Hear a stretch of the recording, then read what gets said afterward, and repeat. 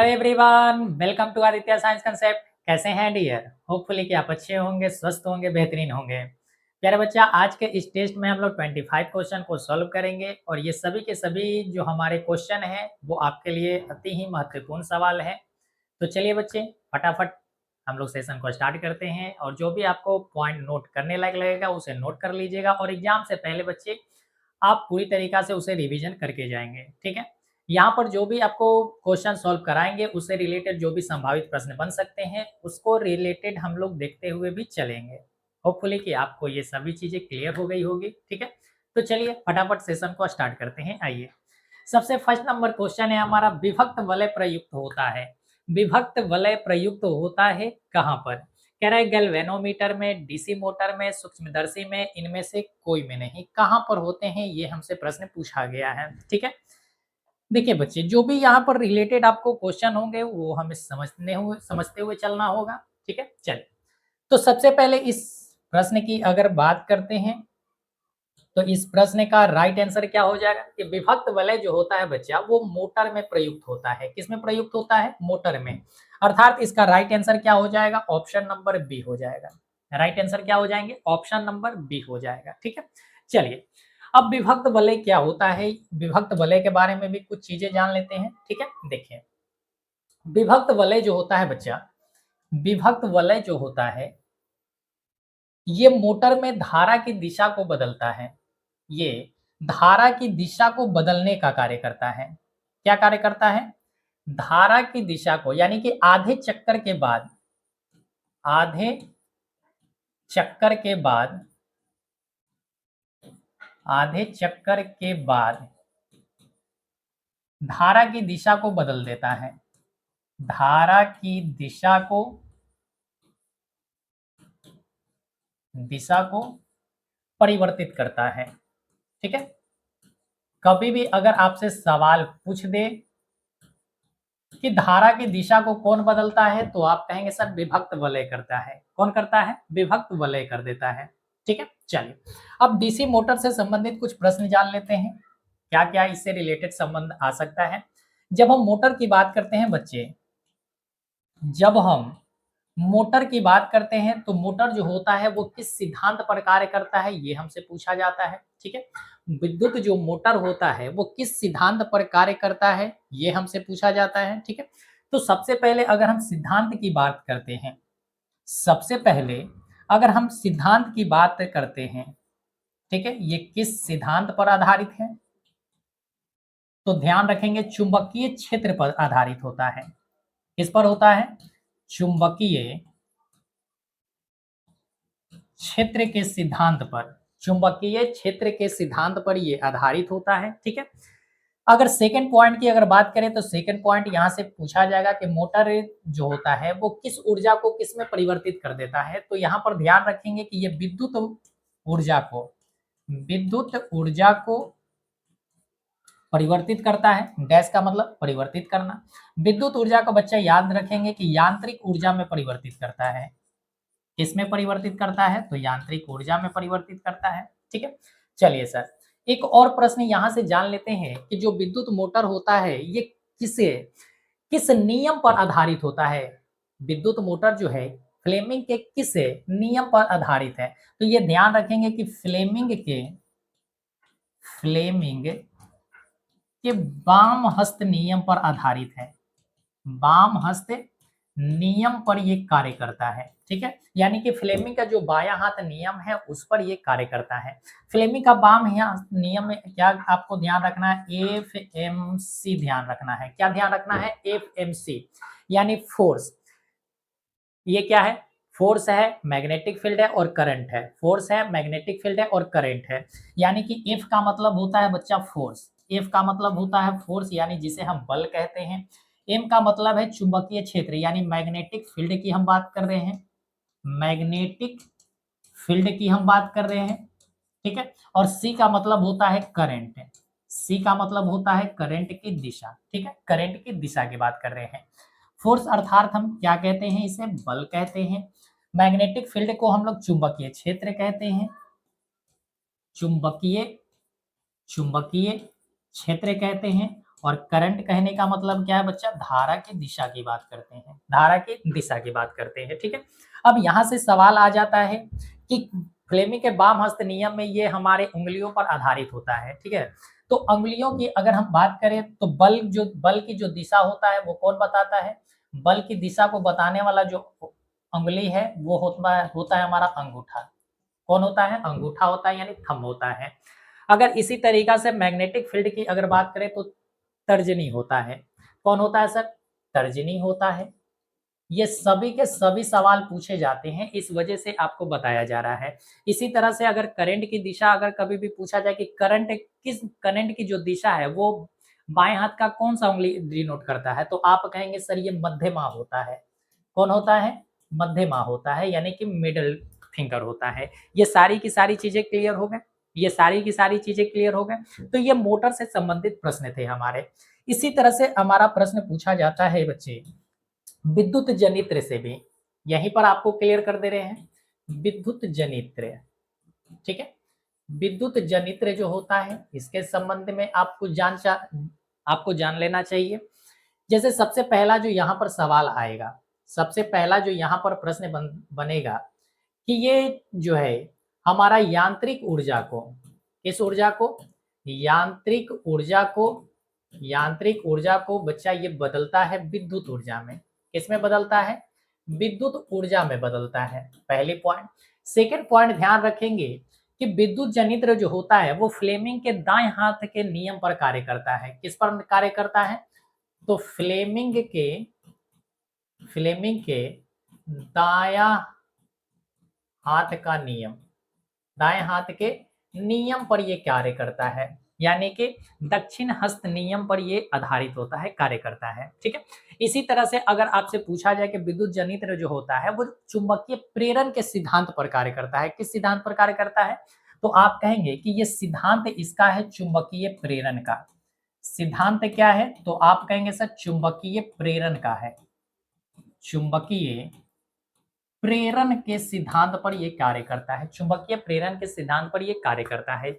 सभी के सभी चीजें क्लियर हो गए, सभी के सभी चीजें क्लियर हो गए। तो यहां से मोटर से भी संबंधित है और विद्युत जनित्र से भी संबंधित प्रश्न पूछे जाते हैं हमारे एग्जाम में। चलिए सर, चलिए सर, अच्छा इसी तरीका से अगर हम बात करें तो विद्युत जनित्र जो होता है वो फैराडे के नियम पर भी कार्य करता है, यानी कि यहाँ पर कौन सा लॉ लगता है, तो ध्यान रखेंगे कि फैराडे के नियम पर ये कार्य करता है।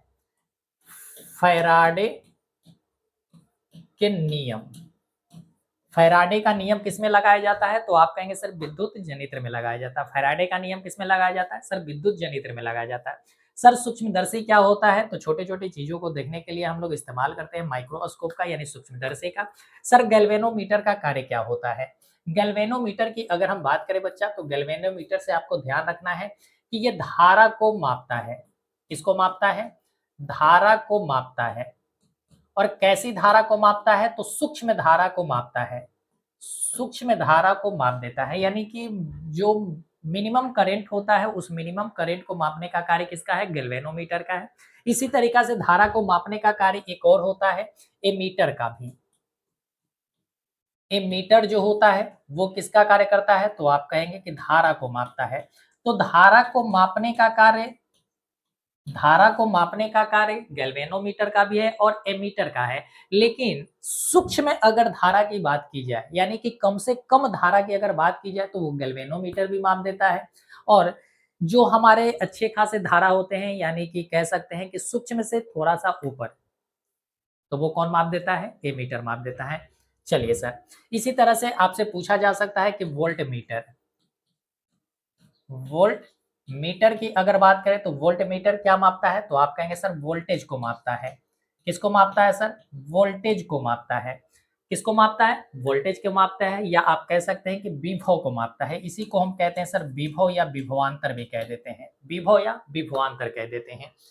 चीजें क्लियर है, चीजें क्लियर है। अच्छा ये भी प्रश्न पूछा जा सकता है कि सूक्ष्मदर्शी में हम किसका इस्तेमाल करते हैं, तो उत्तल लेंस का इस्तेमाल करते हैं। किसका इस्तेमाल करते हैं सर, सूक्ष्मदर्शी में हम लोग किस लेंस का प्रयोग करते हैं, तो ध्यान रखेंगे सर उत्तल लेंस का इस्तेमाल करते हैं। किसका इस्तेमाल करते हैं, तो आप कहेंगे कि सर इसमें हम उत्तल लेंस का इस्तेमाल करते हैं। सूक्ष्मदर्शी की बात कर रहे हैं, सूक्ष्मदर्शी में किसका इस्तेमाल करते हैं? तो आप कहेंगे सर उत्तल लेंस का इस्तेमाल करते हैं। किसका इस्तेमाल करते हैं? उत्तल लेंस का प्रयोग होता है। उत्तल लेंस का प्रयोग होता है इसमें, तो आप कहेंगे सर सूक्ष्मदर्शी में प्रयोग होता है। चलिए बच्चे, क्या यहाँ से आपको और भी कोई चीजें समझने की वाली है?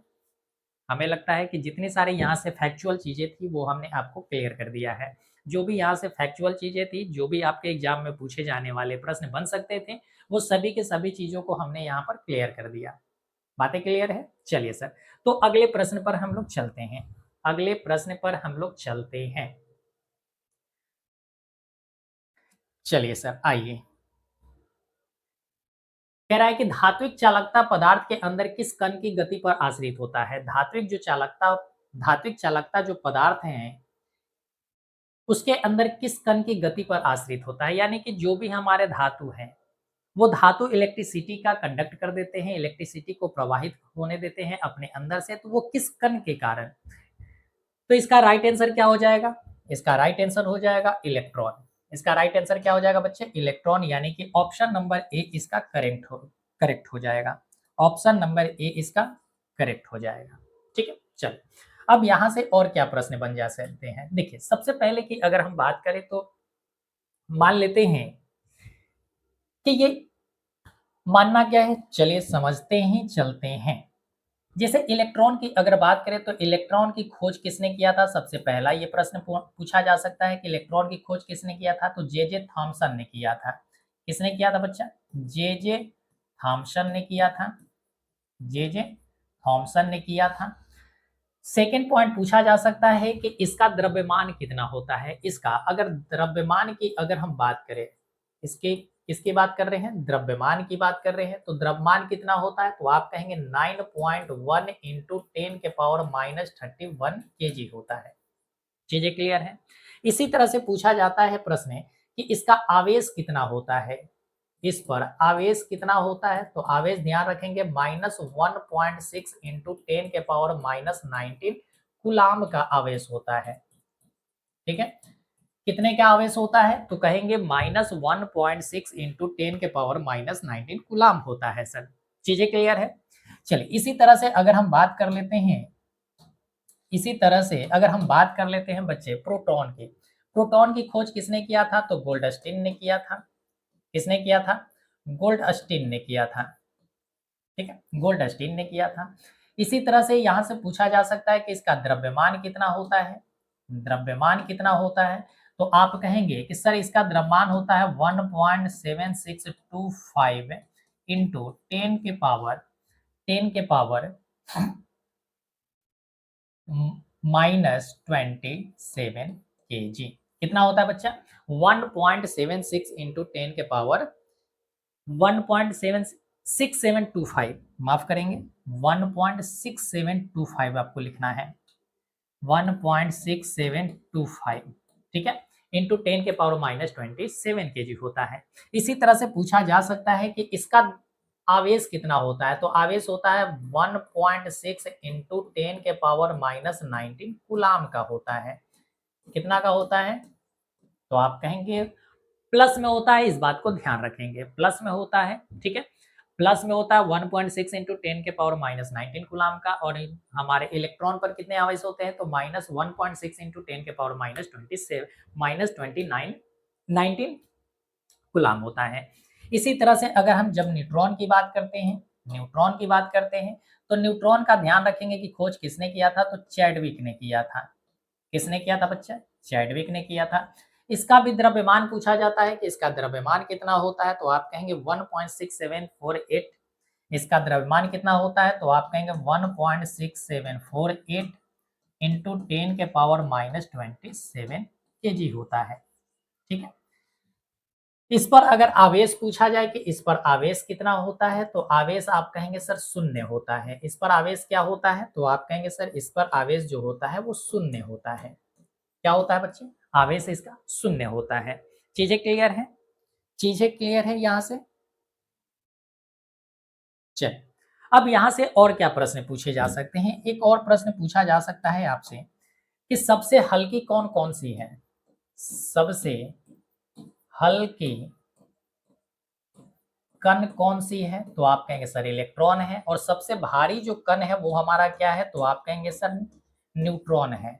सबसे भारी कण कौन सा है? तो आप कहेंगे सर न्यूट्रॉन है। इसी तरह से एक और चीज को आपको ध्यान रखना है। इसी तरह से आपको एक और चीजों को ध्यान में रखना है बच्चे। जैसे यहाँ पर हमने एक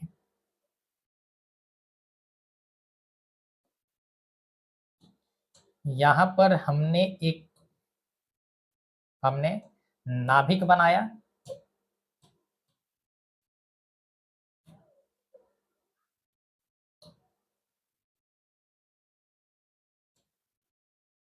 नाभिक बनाया, ठीक है। तो ध्यान रखेंगे कि नाभिक में क्या क्या होता है। इसको हम कहते हैं बच्चा नाभिक। इसे हम क्या कहते हैं? नाभिक कहते हैं। तो नाभिक जो होता है, नाभिक में क्या क्या उपस्थित होता है? तो आप कहेंगे सर प्रोटॉन होता है, प्रोटॉन होता है और प्लस न्यूट्रॉन होता है। प्रोटॉन प्लस न्यूट्रॉन होता है। चीजें क्लियर है? यहीं से और सवाल पूछा जा सकता है कि इलेक्ट्रॉन कहाँ होते हैं? तो इलेक्ट्रॉन बच्चा बाहरी कक्षा में होता है।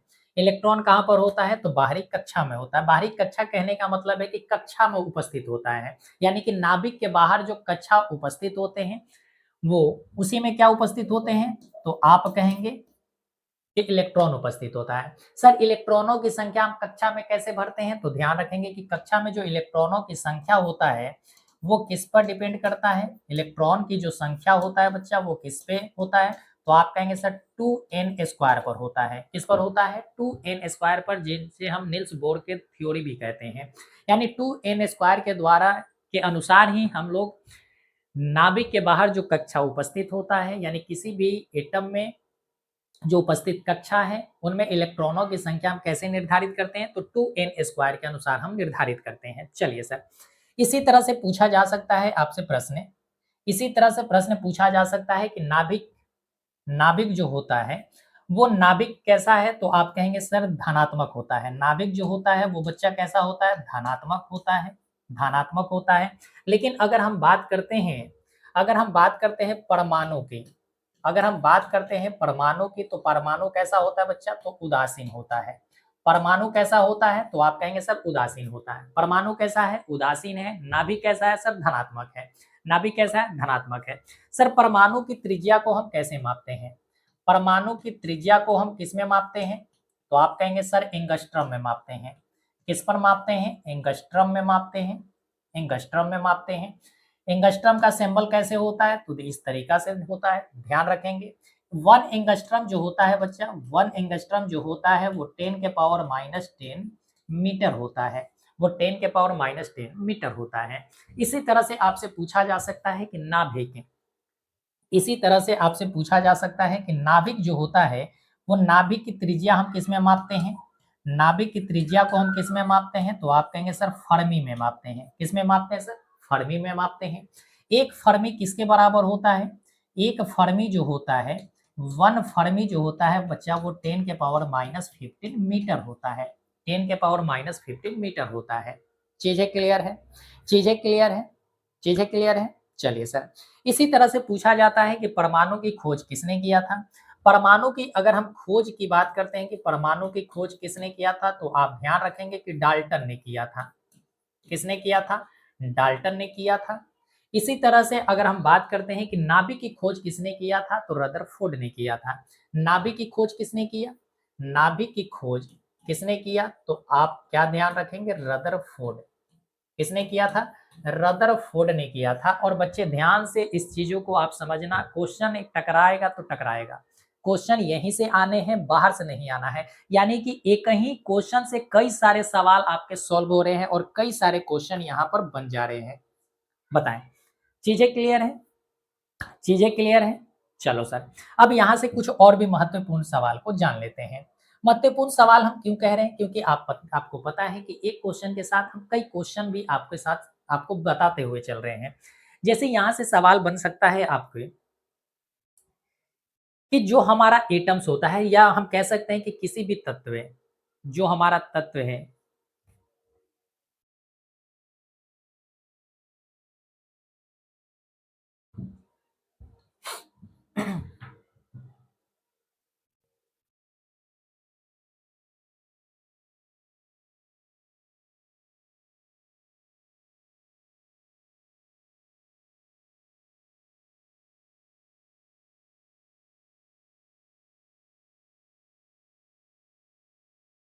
चलिए बच्चे ध्यान रखेंगे।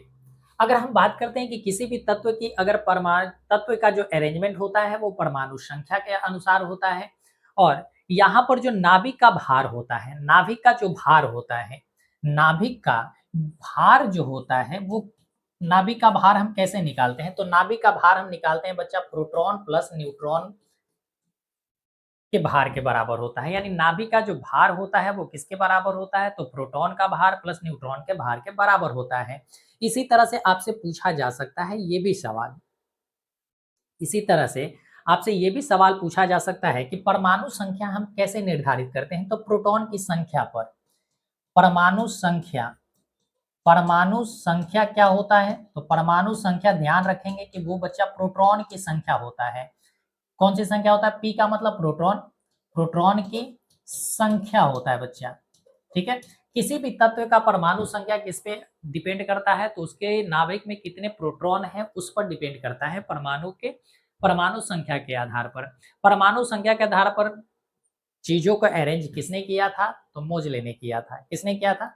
मोजले ने किया था। चलिए बच्चे अब आगे बढ़ते हैं अगले प्रश्न की ओर। अगले प्रश्न की ओर चलते हैं। यहाँ से आप देख सकते हैं कि सारा का सारा प्रश्न हमारा क्लियर हो गया। चल आइए अगले प्रश्न पर। कहता है कि बॉक्स टाइप सौर कुकर के ऊपरी भाग में, बॉक्स टाइप सौर कुकर के ऊपरी भाग में कांच का ढक्कन रहता है, इसका क्या कारण है? यानी कि जो हमारा सोलर कुकर होता है उसके ऊपर में हम एक कांच का ढक्कन लगा देते हैं। क्यों लगाते हैं?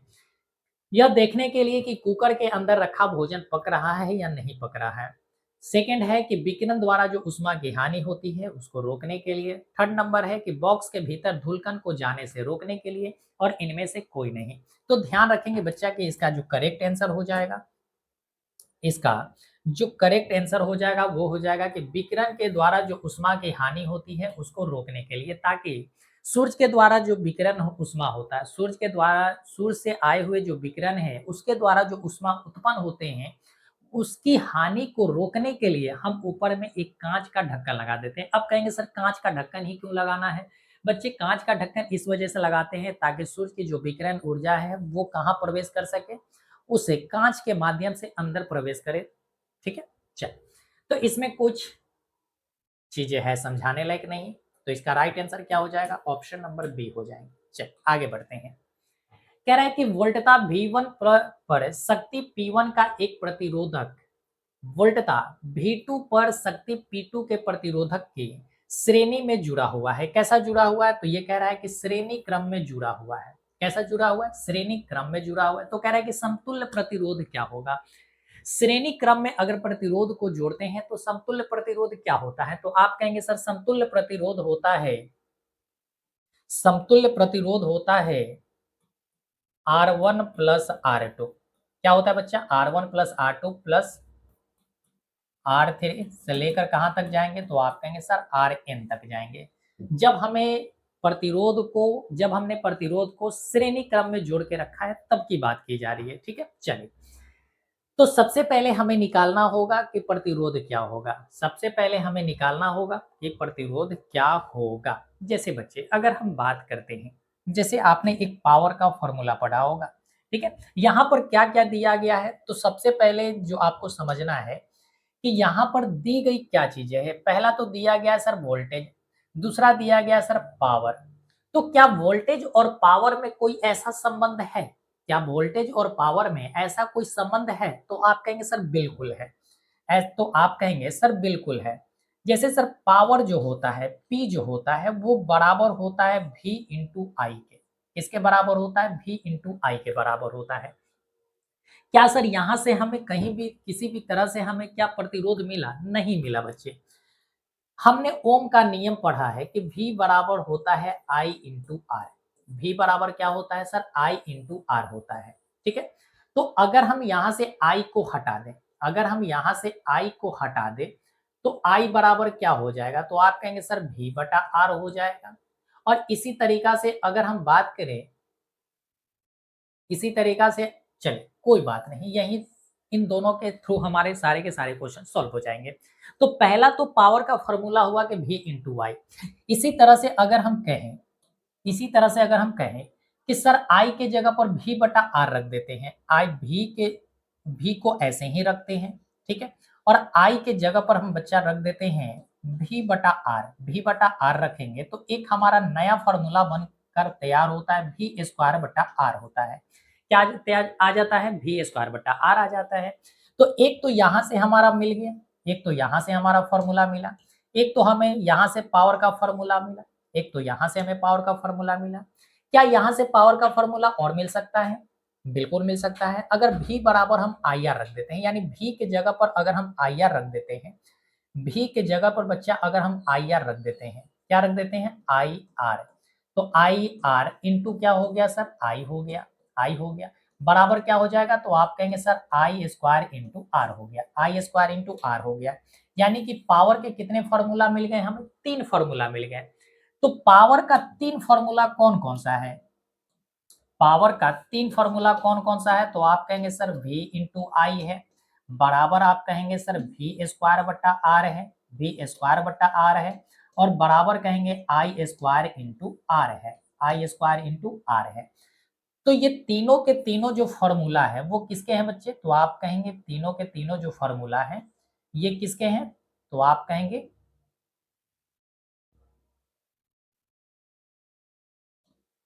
कहेंगे कि सर ये पावर का फॉर्मूला है। तो पावर का फॉर्मूला कई बार पूछा जाता है कि निम्नलिखित में से कौन सा पावर का फॉर्मूला नहीं है, या पूछा जाता है निम्नलिखित में से कौन सा पावर का फॉर्मूला है, शक्ति का फॉर्मूला है। अब बच्चे आपको ध्यान देना है कि हमें V और P में संबंध चाहिए, तो V और P में संबंध यहाँ पर है और हमें निकालना है सर R निकालना है। तो क्या हम इस फॉर्मूला को लगाकर निकाल सकते हैं? क्या हम इस फॉर्मूला के आधार पर चीजों को निकाल सकते हैं? बिल्कुल निकाल सकते हैं। तो सर पहला जो पावर है, यानी पावर जो यहाँ पर आया है, यानी यहाँ जो P है बच्चा वो P किसके बराबर है? P जो है यहाँ से अगर R को हम निकालें तो R बराबर क्या हो जाएगा? तो आप कहेंगे सर V स्क्वायर बटा P हो जाएगा। क्या हो जाएगा? V स्क्वायर बटा P हो जाएगा। R बराबर क्या हो जाएगा? V स्क्वायर बटा P हो जाएगा। तो पहला अगर निकालें, यदि हम पहले को निकालते हैं, यानी कि अगर हम R1 निकालते हैं बच्चा तो क्या होगा? V1 का स्क्वायर, V1 का स्क्वायर बटा P1 हो जाएगा। इसी तरह से अगर हम R2 निकालते हैं तो क्या हो जाएगा? तो आप कहेंगे सर V2 का V2 का स्क्वायर बटा P2 हो जाएगा, V2 का स्क्वायर बटा P2 होगा। अब अगर हम R1 प्लस R2 करते हैं, R1 प्लस R2 करते हैं तो क्या हो जाएगा? तो आप कहेंगे सर V1 का स्क्वायर बटा P1 हो जाएगा प्लस V2 का स्क्वायर बटा हम P2। ठीक है। तो क्या ऐसा कुछ फॉर्मूला आपको दिखाई दे रहा है? बिल्कुल दिखाई दे रहा है सर, ऑप्शन नंबर बी में बिल्कुल दिखाई दे रहा है, ऑप्शन नंबर बी में। तो इसका राइट आंसर क्या हो जाएगा? ऑप्शन नंबर बी हो जाएगा। अब आप कहेंगे सर इतना समय क्यों लगाएं? आपके मन में डाउट चल रहा होगा, भले आपको लग रहे होंगे समय सर इतना क्यों लगाएं? बच्चे समय इस वजह से लगाएं ताकि आपको क्लियर हो जाए कि फॉर्मूला कैसे बनाना है, ठीक है। क्योंकि यहाँ से सवाल आपके न्यूमेरिकल से भी आ सकते हैं और यहाँ से आपके ऑब्जेक्टिव क्वेश्चन से भी आ सकते हैं और सब्जेक्टिव क्वेश्चन से भी बनकर आ सकता है, ठीक है। इस वजह से तो यहाँ से डायरेक्ट आपको फॉर्मूला ध्यान रखना है, ये फॉर्मूला आपको ध्यान रखने हैं किसी भी हालत में।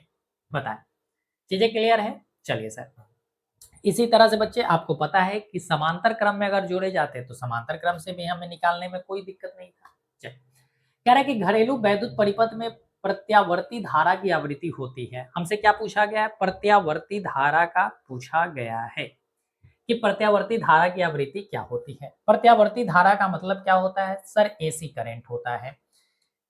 प्रत्यावर्ती धारा का मतलब क्या है सर? अल्टरनेटिव करंट यानी एसी करंट। चलिए सर, जब हम एसी करंट की बात करते हैं तो हमारे घरों में जो एसी करंट आता है वो 50 हर्ट्ज का आता है। कितने हर्ट्ज का आता है सर? 50 हर्ट्ज का आता है। कहने का मतलब है कि 1 सेकंड में ये पूरी के पूरे 50 राउंड मार देता है। 1 सेकंड में ये कितने राउंड मार देता है? 50 राउंड मार देता है। तो इसी वजह से हमने क्या कहा? 50 हर्ट्ज कहा। अब यहाँ पर एक सवाल है बच्चा, आवृत्ति। एक सवाल है आवृत्ति। आवृत्ति को हम किस में मापते हैं? तो आप कहेंगे सर हर्ट्ज में मापते हैं। किस में मापते हैं? हर्ट्ज में मापते हैं, जिसे हम एच जेड लिखे हुए हैं, जिसे हम एच जेड लिखे हुए हैं, ठीक है। अच्छा, यहाँ से एक और सवाल बन सकता है। एक सवाल पूछा जाता है कि जो हमारा दिष्टकारी धारा होता है, दिष्ट जो धारा होता है, दिष्ट धारा की अगर हम आवृत्ति की बात करें तो आवृत्ति कितनी होती है, दिष्ट धारा की आवृत्ति कितनी होती है? तो ध्यान रखेंगे दिष्ट धारा की जो आवृत्ति होती है वो बच्चा क्या होता है, शून्य होता है। क्या होता है सर? शून्य होता है। बताएं, कोई दिक्कत इसमें नहीं है। चलिए और भी सवाल जान लेते हैं कि अगर हमें एसी करंट को, यानी कि जो दिष्टकारी, चलिए यानी जो प्रत्यावर्ती धारा है, कौन सी धारा? प्रत्यावर्ती धारा को दिष्ट धारा में अगर बदलना है, किसमें बदलना है? दिष्ट धारा में बदलने के लिए किसका उपयोग करते हैं? तो आप कहेंगे सर रेक्टिफायर का इस्तेमाल करते हैं। किसका इस्तेमाल करते हैं? रेक्टिफायर का इस्तेमाल करते हैं। यानी कि जो हमारा प्रत्यावर्ती धारा होता है उस प्रत्यावर्ती धारा को अगर हमें दिष्ट धारा में बदलना है तो हम कौन से उपकरण का इस्तेमाल करेंगे? सर रेक्टिफायर का इस्तेमाल करेंगे। इसी तरह से एक प्रश्न बनता है कि अगर हमें दिष्ट धारा से दिष्ट धारा को प्रत्यावर्ती धारा में बदलना है तो किस उपकरण की इस्तेमाल करेंगे? तो आप कहेंगे सर इन्वर्टर का। किसका इस्तेमाल करते हैं? इन्वर्टर का इस्तेमाल हम करते हैं। बताएं, चीजें क्लियर है? चीजें क्लियर है? आगे बढ़ जाए, आगे बढ़ जाए प्यारे बच्चे, आगे बढ़ जाए। चल आगे बढ़ते हैं, अगले प्रश्न की ओर आते हैं। तो इसका राइट आंसर क्या हो जाएगा? इसका राइट आंसर हो जाएगा option number A. Option number A कह रहा है निम्नलिखित में से किसका अपवर्तनांक सबसे कम होता है? निम्नलिखित में से किसका अपवर्तनांक सबसे कम होता है, ये हमसे पूछा गया है। देखिए बच्चे, एक तरफ आपको एक तरफ आप, यानी कि हम यहाँ पर एक लिख दे रहे हैं, आपको एक क्रम में लिख दे रहे हैं कि कैसे आपको याद करना है किसी भी वस्तु का अपवर्तनांक कितना होता है। ठीक है, माध्यम का अपवर्तनांक क्या होता है आपको लिखना है। तो सबसे पहले हम यहाँ पर माध्यम लिख दे रहे हैं कि माध्यम, और एक तरफ लिख देंगे अपवर्तनांक। ठीक है, एक तरफ लिख देंगे अपवर्तनांक। चलो सर, सबसे पहला, सबसे पहली चीज है कि आपको ध्यान रखना है वायु का। वायु, अच्छा ऐसे लिख देते हैं, वायु का अगर हम अपवर्तनांक की बात करें तो कितना होता है सर? 1.0003 होता है। 1.0003 होता है। वायु से सर थोड़ा सा ऊपर बढ़ेंगे तो आपको याद रखना है सर बर्फ का। किसको याद रखना है सर? बर्फ के बारे में याद रखना है। बर्फ का कितना होता है? तो 1.31 होता है। कितना होता है सर? 1.31 होता है। बर्फ से ऊपर बढ़ेंगे यानी बर्फ से आगे बढ़ेंगे तो आपको ध्यान रखना है पानी को।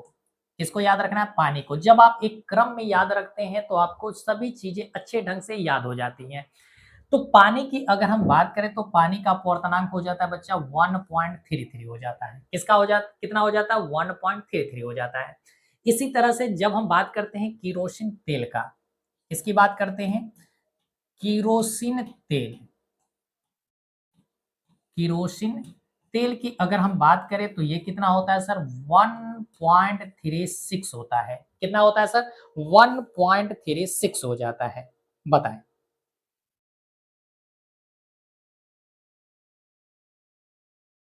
नहीं माफ करेंगे, किरोसिन नहीं, एल्कोहल, एल्कोहल माफ करेंगे, माफ करेंगे बच्चे, किरोसिन नहीं एल्कोहल की हम बात कर रहे हैं। किसकी बात कर रहे हैं? एल्कोहल। आपको ध्यान रखना है कैसे याद रखना है। ठीक है, यानी वायु से जैसे ही हम बढ़े बर्फ में, तो वायु से ज्यादा अपवर्तनांक किसका होता है? बर्फ का होता है। बर्फ से ज्यादा किसका होता है सर? पानी का होता है। पानी से ज्यादा किसका होता है? एल्कोहल का। एल्कोहल मिलाकर पीते हैं, बातें क्लियर है? तो वायु का अपवर्तनांक 1.0003 होता है, बर्फ का 1.31 होता है, पानी का 1.33 होता है और एल्कोहल का 1.36 होता है। चीजें क्लियर है? चीजें क्लियर है? अब यहां से बढ़ते हैं बच्चा किरोसिन तेल के बारे में।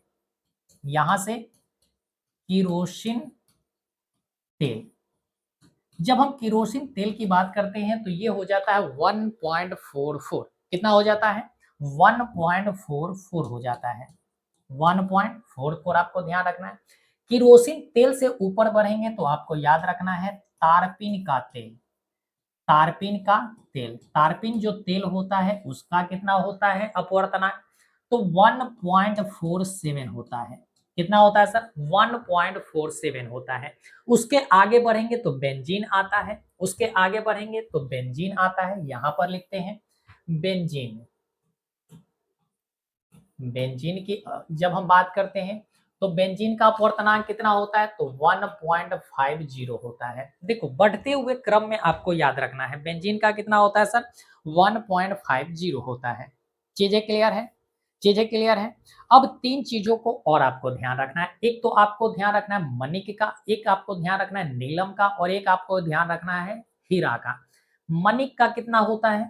मणिक की अगर हम बात करें तो मणिक मणिक मणिक की अगर हम बात करें तो मणिक का होता है बच्चा 1.71 होता है। इसी तरह से आप ध्यान रखें नीलम का भी पूछा जा सकता है कि नीलम का कितना होता है, तो 1.77 होता है, 1.77 होता है। इसी तरह से आपसे पूछा जाएगा कि हीरा का अपवर्तनांक कितना होता है, तो 2.42 होता है, 2.42 होता है। तो यहाँ पर सारे के सारे हमने एक क्रम में सभी की सभी चीजों को हमने लिखा जो आपके एग्जाम में पूछे जा सकते हैं। वायु का अपवर्तनांक 1.0003 होता है, बर्फ का 1.31 होता है, पानी का 1.33 होता है, अल्कोहल का 1.36 होता है, किरोसिन तेल का 1.44 होता है, तारपीन तेल का 1.47 होता है, बेंजीन का 1.50 होता है, मणिक का 1.71 होता है, नीलम का 1.77 होता है, और अंततः हीरा की अगर हम बात करें तो 2.42 होता है। अगर इस तरीका से क्रम में आप याद रखते हैं तो सारे के सारे प्रश्न आपके सॉल्व हो जाएंगे। चलिए सर, हमसे पूछा गया था कि सबसे कम अपवर्तनांक किसका है। हमसे पूछा गया था कि सबसे कम जो अपवर्तनांक है वो किसका है, तो सबसे कम अपवर्तनांक देख लें। तारपीन का कितना होता है? तारपीन का अगर हम बात करें तो तारपीन का कितना होता है, तो सर 1.41 होता है। 1 पॉइंट तारपीन की बात कर रहे हैं 1.47 होता है। बेंजीन की बात करें तो कितना होता है सर, 1.50 होता है। पानी की अगर बात करें तो 1.33 होता है, और किरोसिन की अगर बात करें तो 1.44 होता है, 1.44 होता है। तो सबसे कम किसका है, तो आप कहेंगे सर पानी का है। सबसे कम किसका है? पानी का है। तो इसका राइट आंसर क्या हो जाएगा? ऑप्शन नंबर सी हो जाएगा। ऑप्शन नंबर सी हो जाएगा। क्या ये बातें क्लियर है? क्या ये बातें क्लियर है? क्या ये बातें क्लियर है? चलिए सर, देखिए बच्चा, जब भी अपवर्तनांक बढ़ेगा, अपवर्तनांक बढ़ने से प्रकाश की जो गति है, प्रकाश की जो वेग है वो कम हो जाती है। यानी कि अपवर्तनांक बढ़ने से प्रश्न पूछा जा सकता है कि अपवर्तनांक अपवर्तनांक बढ़ने से प्रकाश का वेग कम हो जाता है। प्रकाश का वेग क्या हो जाता है बच्चे? कम हो जाता है। इस बात को ध्यान रखेंगे, इस बात को ध्यान रखेंगे। चल आगे बढ़ जाए, आगे बढ़ जाए। अच्छा, ये भी ध्यान रखेंगे कि अगर हम इनमें से किसी भी माध्यम का अगर तापमान बढ़ाते हैं, ठीक है, माध्यम का तापमान बढ़ाने पर, सेकेंड पॉइंट आपको ध्यान रखना है। सेकेंड पॉइंट आपको ध्यान रखना है। कहां पर लिखे, कहां पर लिखे? चलिए यहीं पर लिख देते हैं पेन चेंज करके। माध्यम का तापमान बढ़ाने से अपवर्तनांक अपवर्तनांक घट जाता है। क्या होता है? घट जाता है। चीजें क्लियर है? चीजें क्लियर है? तो यहां से इतनी सारी चीजों को आपको कंप्लीट करके रखना है। चल आगे बढ़ते हैं। अगला प्रश्न है, एक साधारण प्रिज्म कितने सतहों से घिरा रहता है? एक साधारण जो प्रिज्म होता है वो कितने सतहों से घिरा होता है, ये हमारा सवाल है। देखिए बच्चे, अगर जब हम इसकी बात करते हैं तो एक साधारण जो प्रिज्म होता है वो 5 सतह से घिरा होता है। कितने सतह से घिरे होते हैं? 5 सतहों से घिरे होते हैं। जैसे अगर हम बात करते हैं तो प्रिज्म कुछ इस टाइप को आपको दिखाई देगा, ठीक है? कुछ इस टाइप को आपको प्रिज्म दिखाई पड़ते हैं।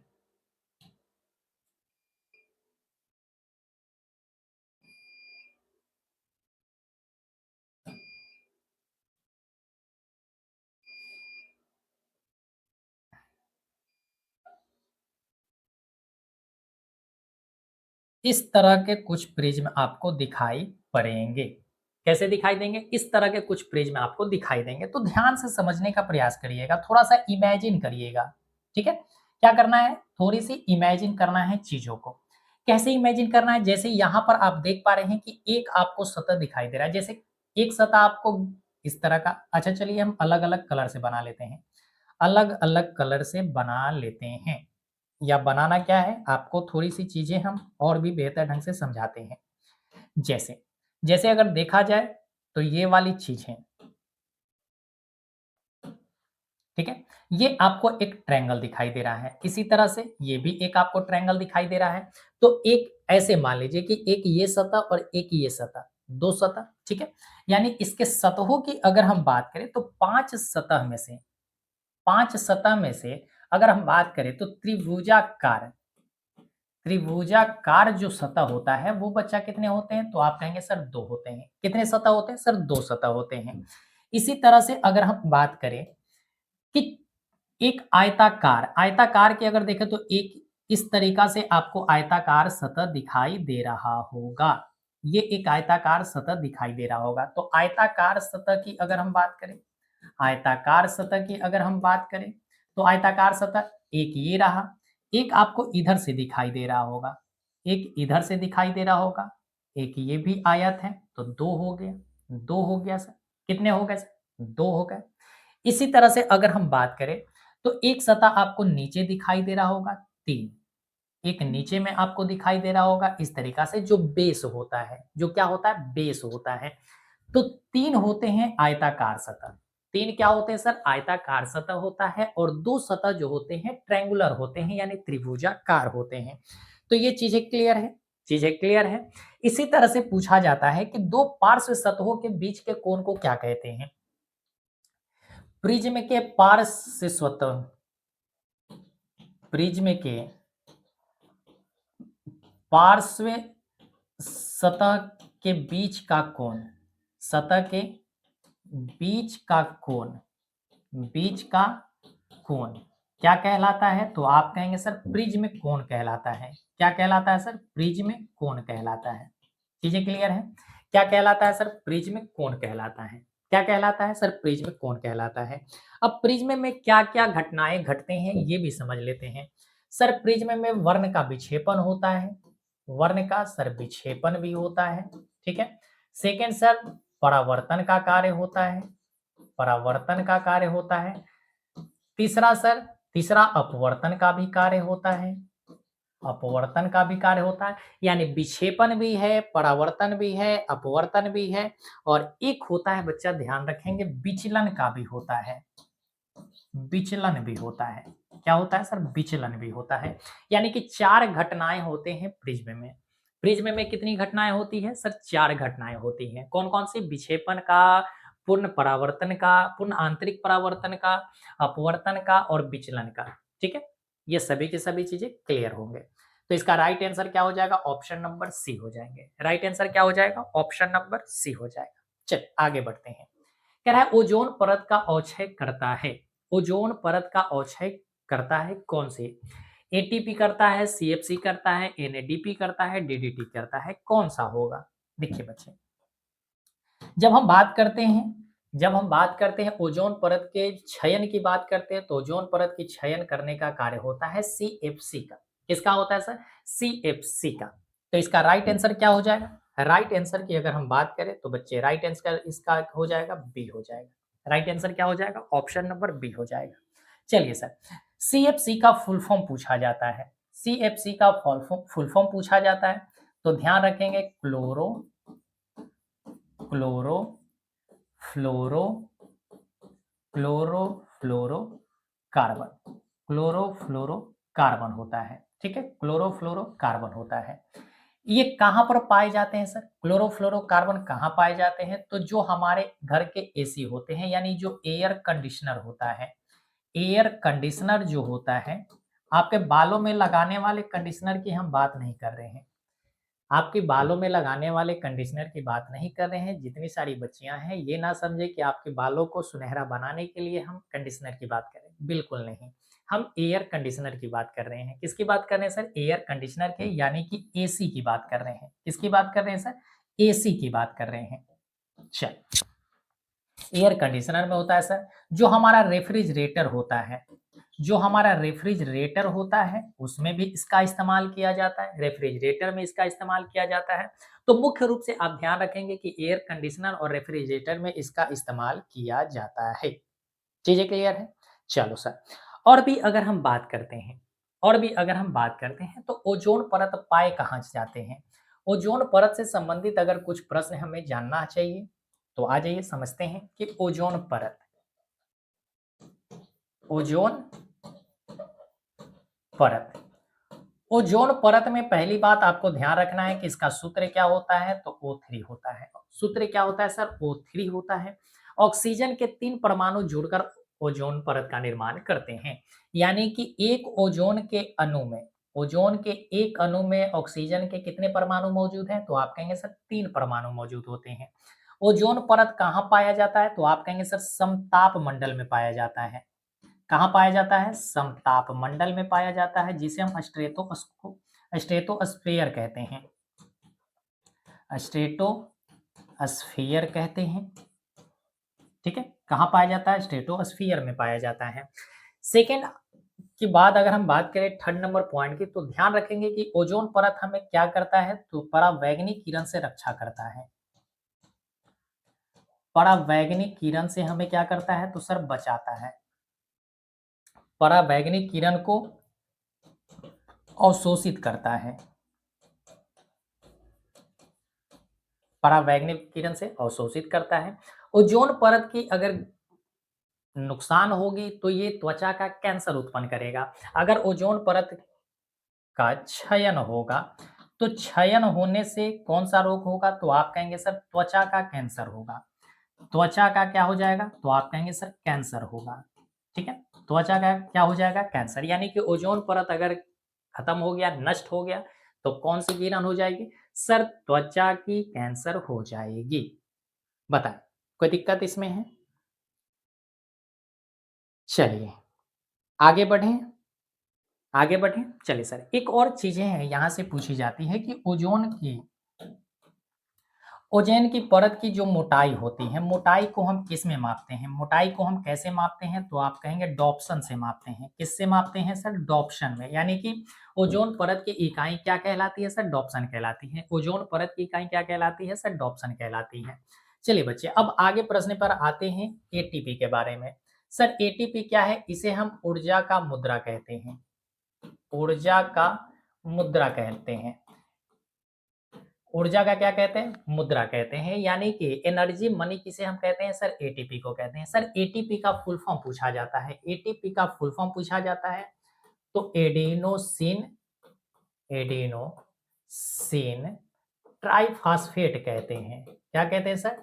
ट्राइफॉस्फेट कहते हैं। चीज़ें क्लियर है? चीज़ें क्लियर है? एटीपी का फुल फॉर्म क्या होता है? एडेनोसिन ट्राइफॉस्फेट होता है। सर यहाँ से प्रश्न बन जाता है कि एडेनोसिन ट्राइफॉस्फेट में, यानी एटीपी में फॉस्फेट के कितने मॉलिक्यूल मौजूद होते हैं, या कितने एटम मौजूद होते हैं?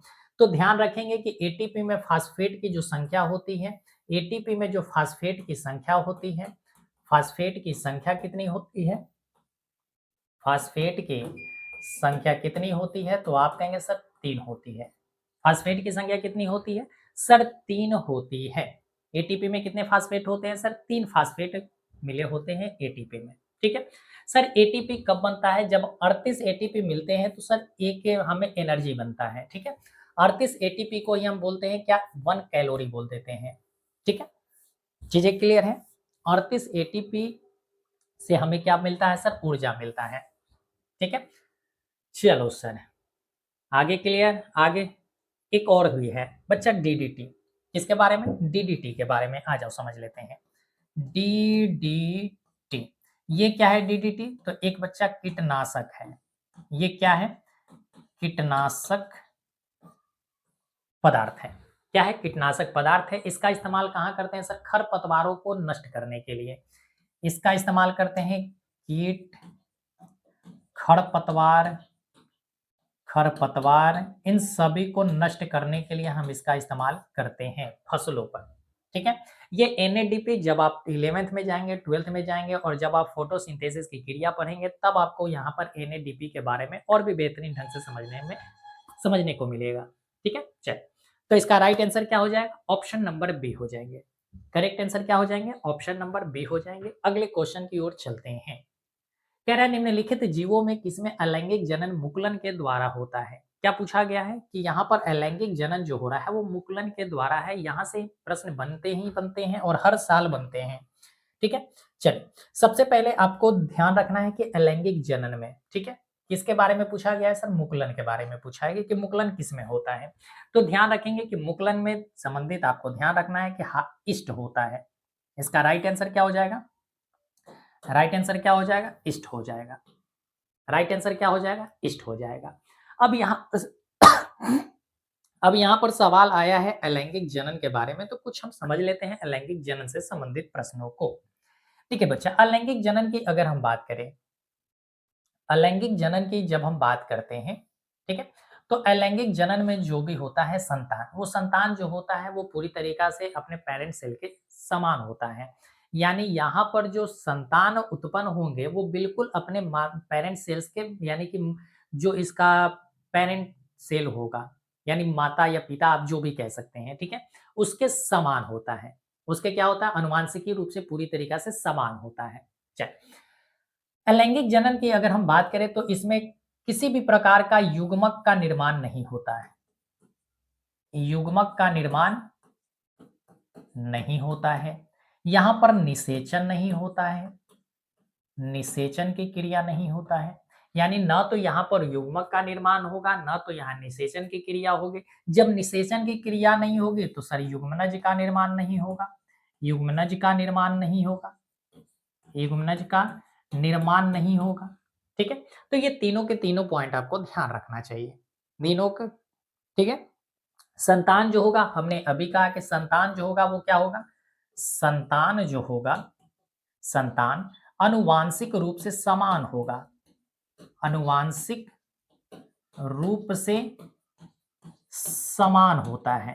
अनुवांशिक रूप से क्या होता है? समान, यानी अपने माता पिता के समान दिखता है। यानी यहाँ पर जो होते हैं एक ही पेरेंट सेल होता है, एकल अभिभावक होते हैं। एकल अभिभावक होते हैं। कितने इसमें अभिभावक होते हैं? तो एक ही अभिभावक होते हैं। चलो सर, अलैंगिक जनन में बहुत सारी चीजें हैं, ठीक है, और कई बार हमने पढ़ाया भी है। यहाँ पर प्लाज्मोडियम, लिस्मेनिया और अमीबा, ठीक है, ये तीनों के तीनों में विखंडन विधि के द्वारा क्रिया होती है। यानी इन तीनों में कैसा होता है? तो आप कहेंगे सर विखंडन के द्वारा लैंगिक जनन होता है। किसके द्वारा होता है? विखंडन के द्वारा अलैंगिक जनन की क्रियाएं होती है। अच्छा सर, यहाँ से प्लाज्मोडियम के बारे में अगर जान लेते हैं, ठीक है, तो प्लाज्मोडियम जो होता है, प्लाज्मोडियम जो होता है इससे क्या कोई रोग उत्पन्न होते हैं? क्या प्लाज्मोडियम के द्वारा कोई रोग उत्पन्न होता है? तो जी सर, प्लाज्मोडियम जो होता है, प्लाज्मोडियम के द्वारा ही मलेरिया उत्पन्न होता है। क्या उत्पन्न होता है? मलेरिया उत्पन्न होता है। और मलेरिया का वाहक कौन है? मलेरिया रोग का वाहक कौन है? तो मादा एनाफिलिज होता है। मादा एनाफिलिज मच्छर, मादा एनाफिलिज मच्छर के काटने से कौन सा रोग होता है? सर मलेरिया रोग होता है। लिस्मेनिया आपको ध्यान रखना है, लिस्मेनिया, ठीक है, लिस्मेनिया से संबंधित कुछ प्रश्न जान लेते हैं। लिस्मेनिया जो होता है ये बच्चा काला जार उत्पन्न करता है। इसके द्वारा, इससे कौन सा रोग उत्पन्न होता है? तो आप कहेंगे सर काला जार रोग उत्पन्न होता है। कौन सा रोग उत्पन्न होता है? तो आप कहेंगे सर काला जार रोग उत्पन्न होता है। सर काला जार रोग का वाहक कौन है? इसका वाहक कौन है? इसका वाहक कौन है? तो इसका वाहक होता है बच्चा, ध्यान रखेंगे, बालू मक्खी। कौन सा मक्खी होता है? बालू मक्खी होता है। बालू मक्खी के काटने से ही कौन सा रोग होता है? काला ज्वार होता है। और ये प्लाज्मोडियम, लिस्मेनिया, ये सभी के सभी एक तरह का प्रोटोजोआ है। ये सभी के सभी क्या है बच्चा? प्रोटोजोआ है। ठीक है, कोई दिक्कत इसमें? कोई दिक्कत इसमें नहीं होना चाहिए। अच्छा सर, मुकलन में एक चीज और ध्यान रखेंगे कि मुकलन में एक हाइड्रा भी आपको ध्यान रखना है कि हाइड्रा में भी जो होता है जनन, वो मुकलन के द्वारा हो जाता है। हाइड्रा में भी एक जनन होता है मुकलन के द्वारा। हाइड्रा में बच्चे दोनों होते हैं। हाइड्रा में पुनर्जनन का भी क्रिया हो जाता है, यानी पुनर्जनन से भी, यानी हाइड्रा में मुकलन भी होता है और पुनर्जनन भी होता है। पुनर्जनन के क्रिया के द्वारा भी यहाँ पर संतान की उत्पत्ति हो जाती है। यानी हाइड्रा एक ऐसा जीव है जिसमें मुकलन भी होता है और पुनर्जनन की क्रिया के द्वारा संतान की उत्पत्ति हो जाती है। इसी तरह से ध्यान रखेंगे कि पुनर्जनन में बच्चा प्लेनेरिया भी होता है। प्लेनेरिया, प्लेनेरिया जो एक प्रोटोजोआ है, प्लेनेरिया जो प्रोटोजोआ है उसमें भी किस विधि के द्वारा होता है? लैंग, तो आप कहेंगे सर वो होता है पुनर्जनन, अलैंगिक क्रिया के द्वारा संतान की उत्पत्ति होती है। ठीक है, ठीक है। अच्छा सर, राइजोपस और पेनिसिलियम भी पूछा जाता है। राइजोपस और पेनिसिलियम, राइजोपस और पेनिसिलियम, राइजोपस और पेनिसिलियम, पेनिसिलियम, ये दोनों में दोनों जो लैंगिक जनन की क्रिया होता है बच्चा, वो बीजाणु जनन होता है। क्या होता है? तो आप कहेंगे सर बीजाणु, बीजाणु जनन होता है। क्या होता है सर? बीजाणु जनन होता है। बताएं, कोई दिक्कत है? कोई दिक्कत है? कोई दिक्कत इसमें? आगे बढ़ जाए, आगे बढ़ जाए। चलो सर आगे बढ़ते हैं। तो इसका राइट आंसर क्या हो गया? राइट आंसर की बात करें तो राइट आंसर इसका ऑप्शन नंबर डी हो गया। ऑप्शन नंबर डी हो गया। आगे बढ़ते हैं। कह रहे हैं कि पादप हार्मोन का एक उदाहरण है। पादप हार्मोन का एक उदाहरण है कौन सा? IAA होता है, TSH होता है, ACH होता है, ACTH होता है, क्या होता है? देखिए बच्चे, हमसे पादप हार्मोन के बारे में पूछा है तो IAA होता है। इसी को आप ऑक्सिन हार्मोन भी कह देते हैं। इसी को आप लोग ऑक्सिन हार्मोन भी कह देते हैं कई बार।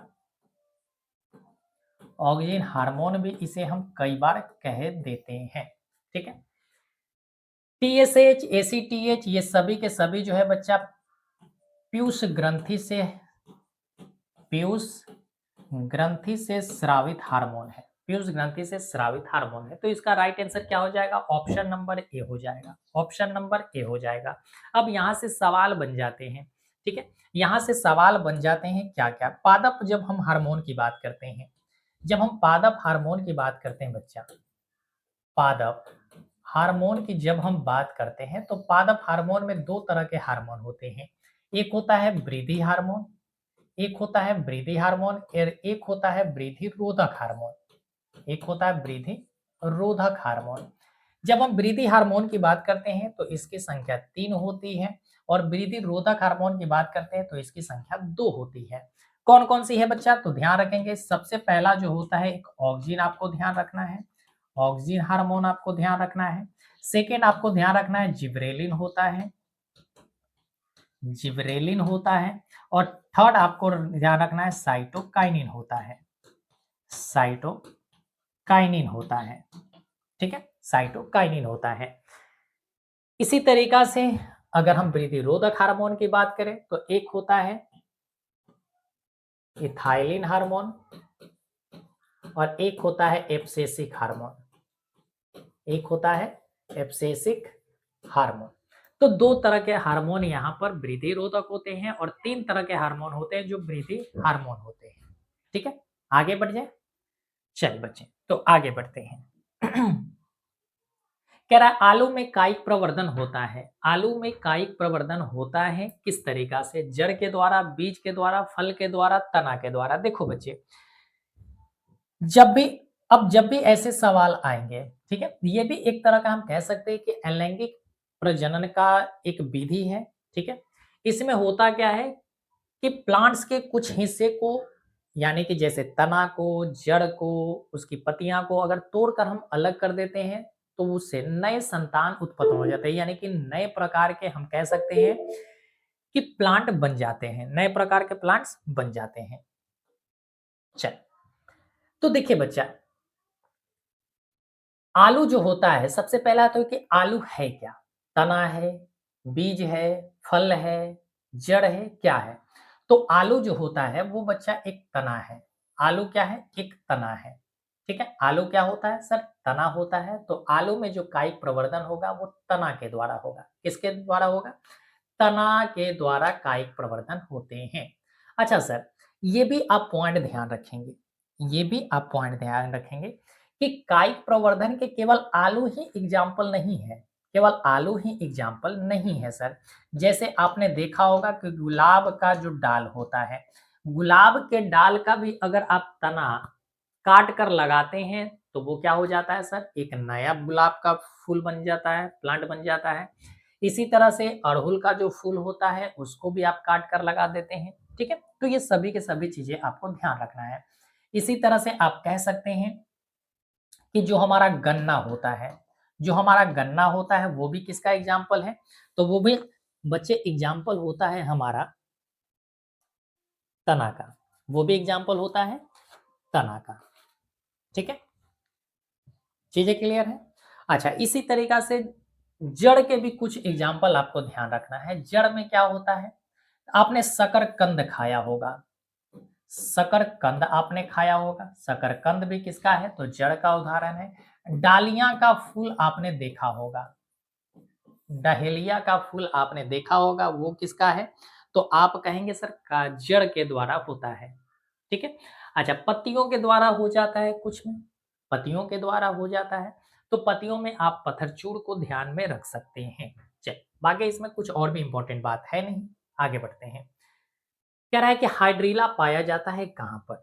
हाइड्रीला पाया जाता है कहाँ पर? जल में पाया जाएगा, मृदा में पाया जाएगा, वृक्ष में पाया जाएगा, इनमें से सभी में पाया जाएगा। तो देखिए बच्चा, हाइड्रीला जो होता है वो अति ही सूक्ष्म जीव होता है और ये जल में पाए जाते हैं। कहाँ पाए जाते हैं सर? जल में पाए जाते हैं। तो हाइड्रीला कहाँ पर पाया जाता है? तो आप कहेंगे सर जल में पाया जाता है। चल, आगे बढ़ते, आगे बढ़ते हैं। कह रहा है कि स्वस्थ व्यक्ति का सिस्टोलिक रक्तचाप होता है। स्वस्थ व्यक्ति का सिस्टोलिक रक्तचाप होता है। कई बार इस प्रश्न को हमने सॉल्व कराया है। सिस्टोलिक का मतलब होता है सिकुड़ना। जब सिकुड़ेगा तो ब्लड का प्रेशर बढ़ेगा, तो ब्लड का प्रेशर बढ़ेगा तो ब्लड का प्रेशर मैक्सिमम क्या होता है? 120 mmHg होता है। ठीक है? तो इसका राइट आंसर क्या हो जाएंगे सर? ऑप्शन नंबर बी हो जाएंगे। राइट आंसर क्या हो जाएगा? ऑप्शन नंबर बी हो जाएगा। अब यहाँ से और सवाल क्या-क्या बनते हैं, आइए इसको भी एक नज़र डाल लेते हैं। पहली नज़र की अगर हम बात करें तो पहली नज़र में आपको ध्यान रखना है कि सामान्य सामान्य रक्तचाप कितना होता है। सामान्य रक्तचाप की अगर बात करें तो क्या होता है? तो आप कहेंगे 120/80, 120/80 mmHg होता है। ठीक है? चीजें क्लियर? चलो सर। सर रक्तचाप को हम किससे मापते हैं? तो स्फिग्नोमैनोमीटर से मापते हैं। किससे मापते हैं? स्फिग्नो स्फिग्नो मैनोमीटर से मापते हैं। मैनोमीटर से हम मापते हैं। किसे मापते हैं सर? स्फिग्नो मैनोमीटर से हम रक्तचाप को मापते हैं। चलिए सर, और आगे बढ़ते हैं। चलिए, और जब हम आगे बढ़ते हैं तो ध्यान रखेंगे कि जब हमारा रक्तचाप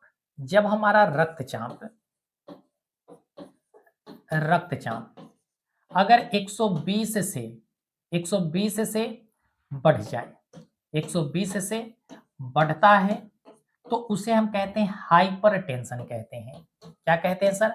हाइपरटेंशन कहते हैं।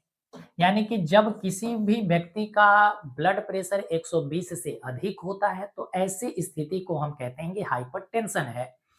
और जब रक्तचाप बच्चा 80 से कम होता है, 80 से कम अगर होता है तो उसे हम कहते हैं हाइपोटेंशन। क्या कहते हैं सर? हाइपोटेंशन कहते हैं। क्या कहते हैं सर? हाइपोटेंशन कहते हैं। ठीक है? चीजें क्लियर है? चीजें क्लियर है? तो ये हो गया ये हमारा सिस्टोलिक प्रेशर हो गया। बच्चे 180 जो होता है, 180 80 जो होता है, इसको हम कहते हैं डायस्टोलिक, डायस्टोलिक प्रेशर कहते हैं। क्या कहते हैं सर? डायस्टोलिक रक्तचाप कहते हैं। डायस्टोलिक रक्तचाप कहते हैं। सर डायस्टोलिक को ही हम बोलते हैं अनुशीतलन। इसको हम क्या कहते हैं? डायस्टोलिक को हिंदी में हम कहते हैं अनुशीतलन। अनुशीतलन रक्तचाप कहते हैं, ठीक है। और 120 को यानी सिस्टोलिक को हम बच्चा बोलते हैं अनुकुंचन, अनुकुंचन कहते हैं। हिंदी में इसे हम क्या कहते हैं सर? अनुकुंचन कह देते हैं। क्या कह देते हैं सर? अनुकुंचन या संकुचन भी कह देते हैं। हालांकि संकुचन बेहतर रहेगा, संकुचन ही लिख लीजिए, संकुचन ही लिख दीजिए, संकुचन, ठीक है। संकोचन रक्तचाप होता है 120, ठीक है। और अनुशीतलन कितना होता है, यानी डायस्टोलिक कितना होता है? 80 mmHg होता है। चलिए सर आगे बढ़ते हैं। अच्छा एक बात और ध्यान रखेंगे कि जब सिस्टोलिक प्रेशर होता है, जब सिस्टोलिक प्रेशर होता है बच्चे, तो ध्यान रखेंगे कि सिस्टोलिक प्रेशर में जो ब्लड होता है, ब्लड जो होता है वो ब्लड हमारे हृदय से, कहां से? हृदय से संपूर्ण शरीर में जाता है, संपूर्ण शरीर में पहुंचता है, ठीक है। यानी कि जब सिस्टोलिक प्रेशर होगा तो हृदय से ब्लड कहां जाएगा? हमारे संपूर्ण शरीर में, संपूर्ण ऑर्गन में पहुंचता है। लेकिन जब डायस्टोलिक प्रेशर होता है तो डायस्टोलिक प्रेशर में ध्यान रखेंगे कि डायस्टोलिक प्रेशर में होता क्या है कि जो ब्लड होता है, जो ब्लड होता है बच्चा, वो हमारे संपूर्ण शरीर से, संपूर्ण शरीर से हृदय में पहुंचता है, हृदय में पहुंचता है, ठीक है। हृदय में पहुंचता है। चीजें क्लियर है? चीजें क्लियर है? चल आगे बढ़ जाएं, आगे बढ़ते हैं, अगले प्रश्न पर आते हैं। अगला प्रश्न है उभयलिंगी जीव का उदाहरण है। उभयलिंगी जीव हम किसे कहते हैं? एक ऐसा जीव जिसमें नर जनन भी हो और मादा जनन, दोनों जनन वहां पर उपस्थित होते हैं एक ही बॉडी में। जब एक ही बॉडी में, एक ही शरीर में नर जनन तंत्र भी है और मादा जनन तंत्र भी उपस्थित है, तो ऐसे जीव को हम कहते हैं उभयलिंगी जीव। ऐसे जीव को हम क्या कहते हैं सर? उभयलिंगी जीव कहते हैं। तो उभयलिंगी जीव का उदाहरण आपको ध्यान रखना है कि क्या होता है सर? हाइड्रा होता है। क्या होता है सर? हाइड्रा होता है। क्या होता है सर? हाइड्रा होता है। लेकिन क्या सर केवल हाइड्रा होता है? बिल्कुल नहीं बच्चे। हाइड्रा के साथ साथ आपको ध्यान रखना है कि और कौन कौन से उभयलिंगी जीव होते हैं, इसके एग्जाम्पल आपको ध्यान रखना है। जैसे सर केंचुआ होता है, केंचुआ होता है। केंचुआ भी किस तरह का जीव है? तो आप कहेंगे सर उभयलिंगी जीव है। इसी तरह से घोंघा होता है, घोंघा आपने देखा होगा, घोंघा भी किसका उदाहरण है? तो आप कहेंगे सर उभयलिंगी जीव का है। इसी तरह से आपको ध्यान रखना है कि जो हमारा स्पंज होता है, क्या होता है? स्पंज जो होता है वो भी किसका है? स्पंज जो होता है वो भी हमारा उभयलिंगी जीव का उदाहरण है। इसी तरह से हम कह सकते हैं कि जो हमारा जोंक होता है, जोंक जो होता है, लीच जो होता है, वो भी किसका उदाहरण है? तो आप कहेंगे सर उभयलिंगी जीव का है। इसी तरह से एक फीता कृमि होता है, फीता कृमि जो होता है वो भी किसका उदाहरण है? तो आप कहेंगे सर उभयलिंगी जीव का उदाहरण है। तो उभयलिंगी जीव ये सभी के सभी हैं, केवल हाइड्रा ही नहीं, केंचुआ, घोंघा, स्पंज, जोंक और फीता कृमि, कोई भी अगर आपके प्रश्न आपके एग्जाम में आता है ऑप्शन बनकर, तो आप बिल्कुल यहाँ से उत्तर लगा सकते हैं, ठीक है। चीजें क्लियर है? चीजें क्लियर है? चलो सर कुछ प्लांट भी होते हैं, ठीक है। उभयलिंगी जीव के कुछ प्लांट भी होते हैं। प्लांट कहने का मतलब कुछ पेड़ पौधे भी जो होते हैं जिनमें उभयलिंगी फूल पाया जाता है, ठीक है। उभयलिंगी जैसे सर गुलाब हो गया, लिली हो गया, के क्या हो गया सर? गुलाब का जो पौधा होता है उभयलिंगी होता है। सर लिली का जो पौधा होता है वो भी उभयलिंगी होता है, लिली का भी ऊपर। सर मक्का का होता है, मक्का जो है वो भी किसका उदाहरण है बच्चा? तो आप कहेंगे सर ये भी जो उदाहरण है हमारा उभयलिंगी जीव का उदाहरण है, उभयलिंगी प्लांट का उदाहरण है। सरसों होता है, गुलहर होता है, ये सभी के सभी, सरसों हो गया, गुलहर हो गया, गुलहर हो गया, ये सभी के सभी जो है बच्चे, ये किसके उदाहरण है? तो आप कहेंगे सर उभयलिंगी जीव का उदाहरण है। किसका उदाहरण है? उभयलिंगी जीव का उदाहरण है। तो उभयलिंगी जीव में हाइड्रा, केचुआ, घोंघा, स्पंज, जोंक और फीताकृमि ये सभी के सभी एनिमल्स की श्रेणी में आ गए। और जब हम प्लांट्स की श्रेणी में पेड़-पौधे की श्रेणी की अगर हम बात करें तो गुलाब हो गया, लिली हो गया, मक्का हो गया, सरसों हो गया, गुड़हल हो गया, ये सभी के सभी उभयलिंगी फूल का उदाहरण है। ठीक है? चलिए, आगे बढ़ते हैं, अगले प्रश्न की ओर चलते हैं बच्चे। अगला प्रश्न हमारा है मछली में श्वसन होता है कैसे? मछली में किस तरह से श्वसन होता है ये बातें हमसे पूछी गई है। मुख के द्वारा, गिल्स के द्वारा, नाक के द्वारा, फेफड़ा के द्वारा। सभी बच्चे को पता है कि मछली में जो श्वसन होता है वो गिल्स के द्वारा होता है। किसके द्वारा होते हैं? सर गिल्स के द्वारा होते हैं। सर अगर गिल्स के द्वारा होता है, सर अगर गिल्स के द्वारा होता है तो क्या केवल मछली ही है जिसके जिनमें गिल्स पाए जाते हैं? बिल्कुल बच्चे, मछली ही यानी जो जलीय जीव है मछली, उसमें गिल्स पाए जाते हैं। अब कुछ श्वसन अंग पढ़ लेते हैं, ठीक है?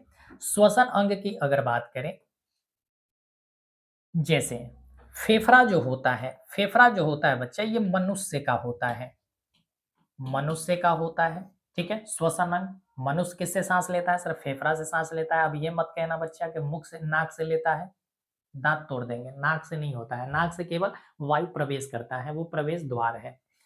मनुष्य हो गया, और अब हाथी, घोड़ा, बैल, बकरी ये सभी के सभी लिख सकते हैं। आपको जो लिखना है लिख सकते हैं, ठीक है? इसी तरह से पूछा जाता है सर मेढक के बारे में। किसके बारे में पूछा जाता है? सर मेढक के बारे में। तो मेढक जो होता है बच्चा, वो त्वचा से भी सांस लेता है, त्वचा से भी सांस लेता है, और साथ ही साथ फेफड़ा से भी सांस लेता है। किससे सांस लेता है? त्वचा और फेफड़ा दोनों से सांस लेता है।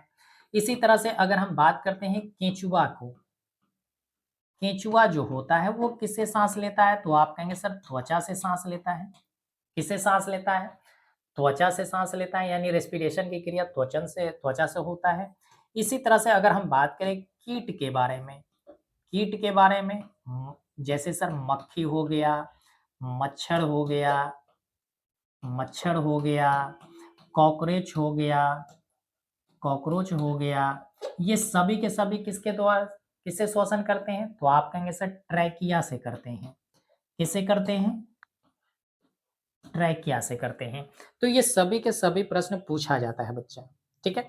आप टिड्डा भी, टिड्डा भी इसी में, कीट में सभी के सभी आ जाते हैं, तो टिड्डा भी आप लिख सकते हैं, कोई बड़ी बात नहीं है, ठीक है?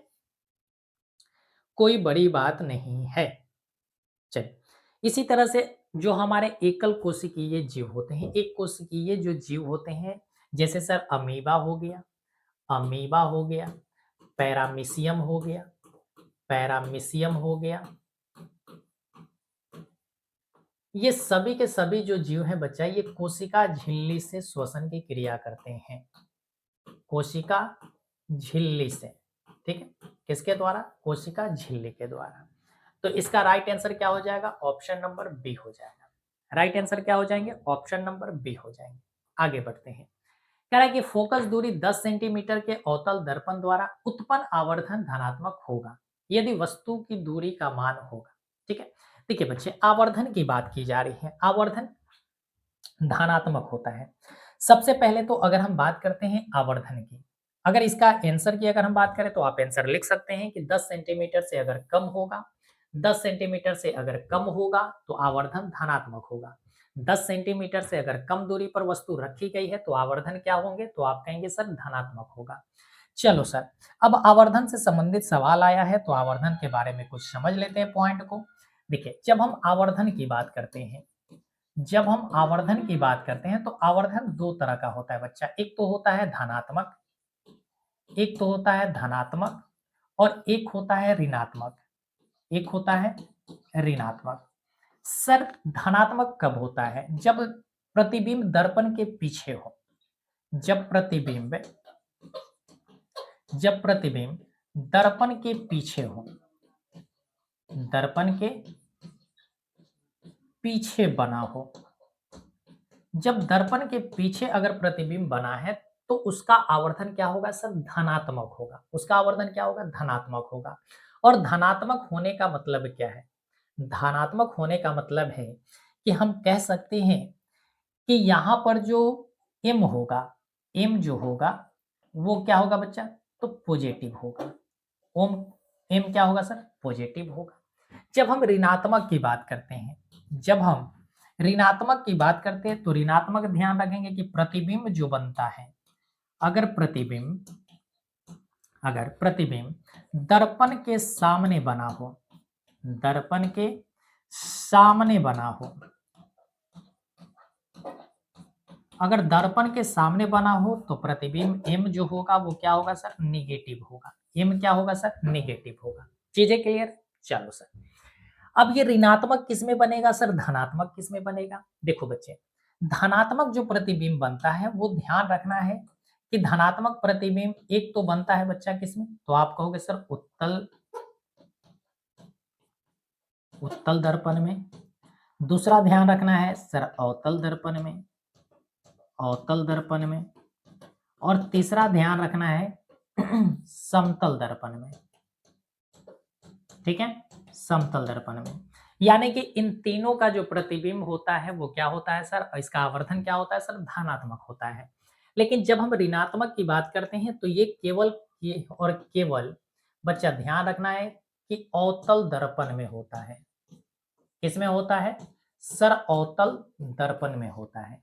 किसमें होता है सर? अवतल दर्पण में होता है। चीजें क्लियर है? चीजें क्लियर है? चल, अब आवर्धन जो होता है बच्चा ध्यान रखेंगे कि आवर्धन m जो होता है वो m या तो वो m का वैल्यू 1 से बड़ा हो जाए, या m का वैल्यू 1 के बराबर हो जाए, या m का वैल्यू बच्चा 1 से छोटा हो जाए। m का वैल्यू 1 से छोटा हो जाए, कुछ भी हो सकता है। ठीक है, कुछ भी हो सकता है, ध्यान रखना। अगर 1 क्या दिखाता है? तो 1 दिखाता है बच्चा वस्तु की ऊंचाई दिखाता है। क्या दिखाता है? वस्तु की ऊंचाई। ठीक है, ये 1 क्या है? तो वस्तु के बराबर यानी वस्तु की ऊंचाई बता रहा है। अगर m जो है 1 से बड़ा है तो हम कहते हैं कि यहाँ पर जो प्रतिबिंब बना है, यहाँ पर जो प्रतिबिंब बना है, प्रतिबिंब जो है वो कैसा है? तो आप कहेंगे सर बड़ा है। प्रतिबिंब कैसा है सर? बड़ा है। सेकेंड पॉइंट आप ध्यान रखेंगे कि अगर बड़ा है तो इसका मतलब है कि आभासी है, आभासी है। और सर अगर आभासी है तो हम कहेंगे कि सर ये सीधा प्रतिबिंब है। कैसा प्रतिबिंब है? सीधा प्रतिबिंब है। और यदि सीधा प्रतिबिंब है, और यदि सीधा प्रतिबिंब है तो हम कह सकते हैं, तो हम कह सकते हैं कि ये सीधा जो प्रतिबिंब है ये बच्चा क्या होगा? दर्पण के पीछे होगा, दर्पण के पीछे होगा। बताएं, चीजें क्लियर है? चीजें क्लियर है? स्पष्ट है चीजें?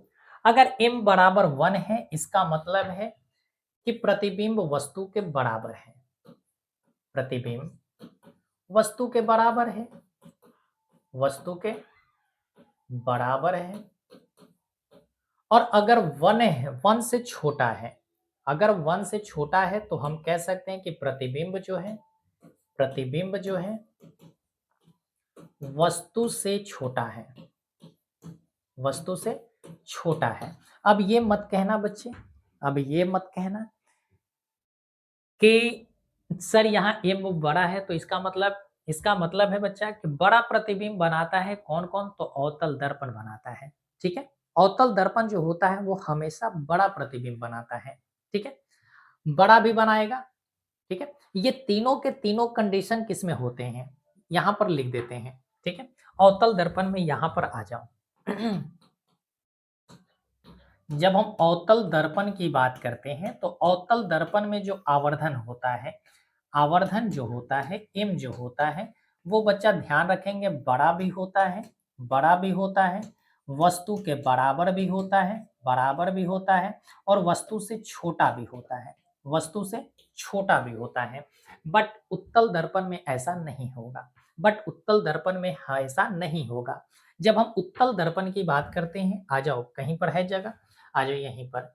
जब हम उत्तल दर्पण की बात करते हैं तो उत्तल दर्पण की जो आवर्धन होती है, उत्तल दर्पण की जो आवर्धन होता है, वो ध्यान रखना बच्चा, वो आवर्धन क्या होगा, m जो होगा वो 1 से छोटा होगा, m जो होगा 1 से छोटा होगा। इसी तरह से अगर हम समतल दर्पण की बात करें, समतल दर्पण की बात करें, तो समतल दर्पण में क्या होता है, समतल दर्पण में अगर हम आवर्धन की बात करें, आवर्धन की बात करें, यानी m जो होगा बच्चा वो 1 के बराबर होगा, m जो होगा वो किसके बराबर होगा, तो 1 के बराबर होते हैं। किसके बराबर होते हैं सर, 1 के बराबर होते हैं। चीजें क्लियर है, चीजें क्लियर है। चलो सर आगे बढ़ते हैं अगले प्रश्न पर। अच्छा एक और प्रश्न है, एक और प्रश्न आपसे आवर्धन का पूछा जा सकता है कि मात्रक क्या होता है। तो आवर्धक का जो मात्रक होता है वो मात्रक विहीन होता है, यानी इसका कोई मात्रक नहीं है, इसका कोई भी मात्रक नहीं होता है आवर्धन का।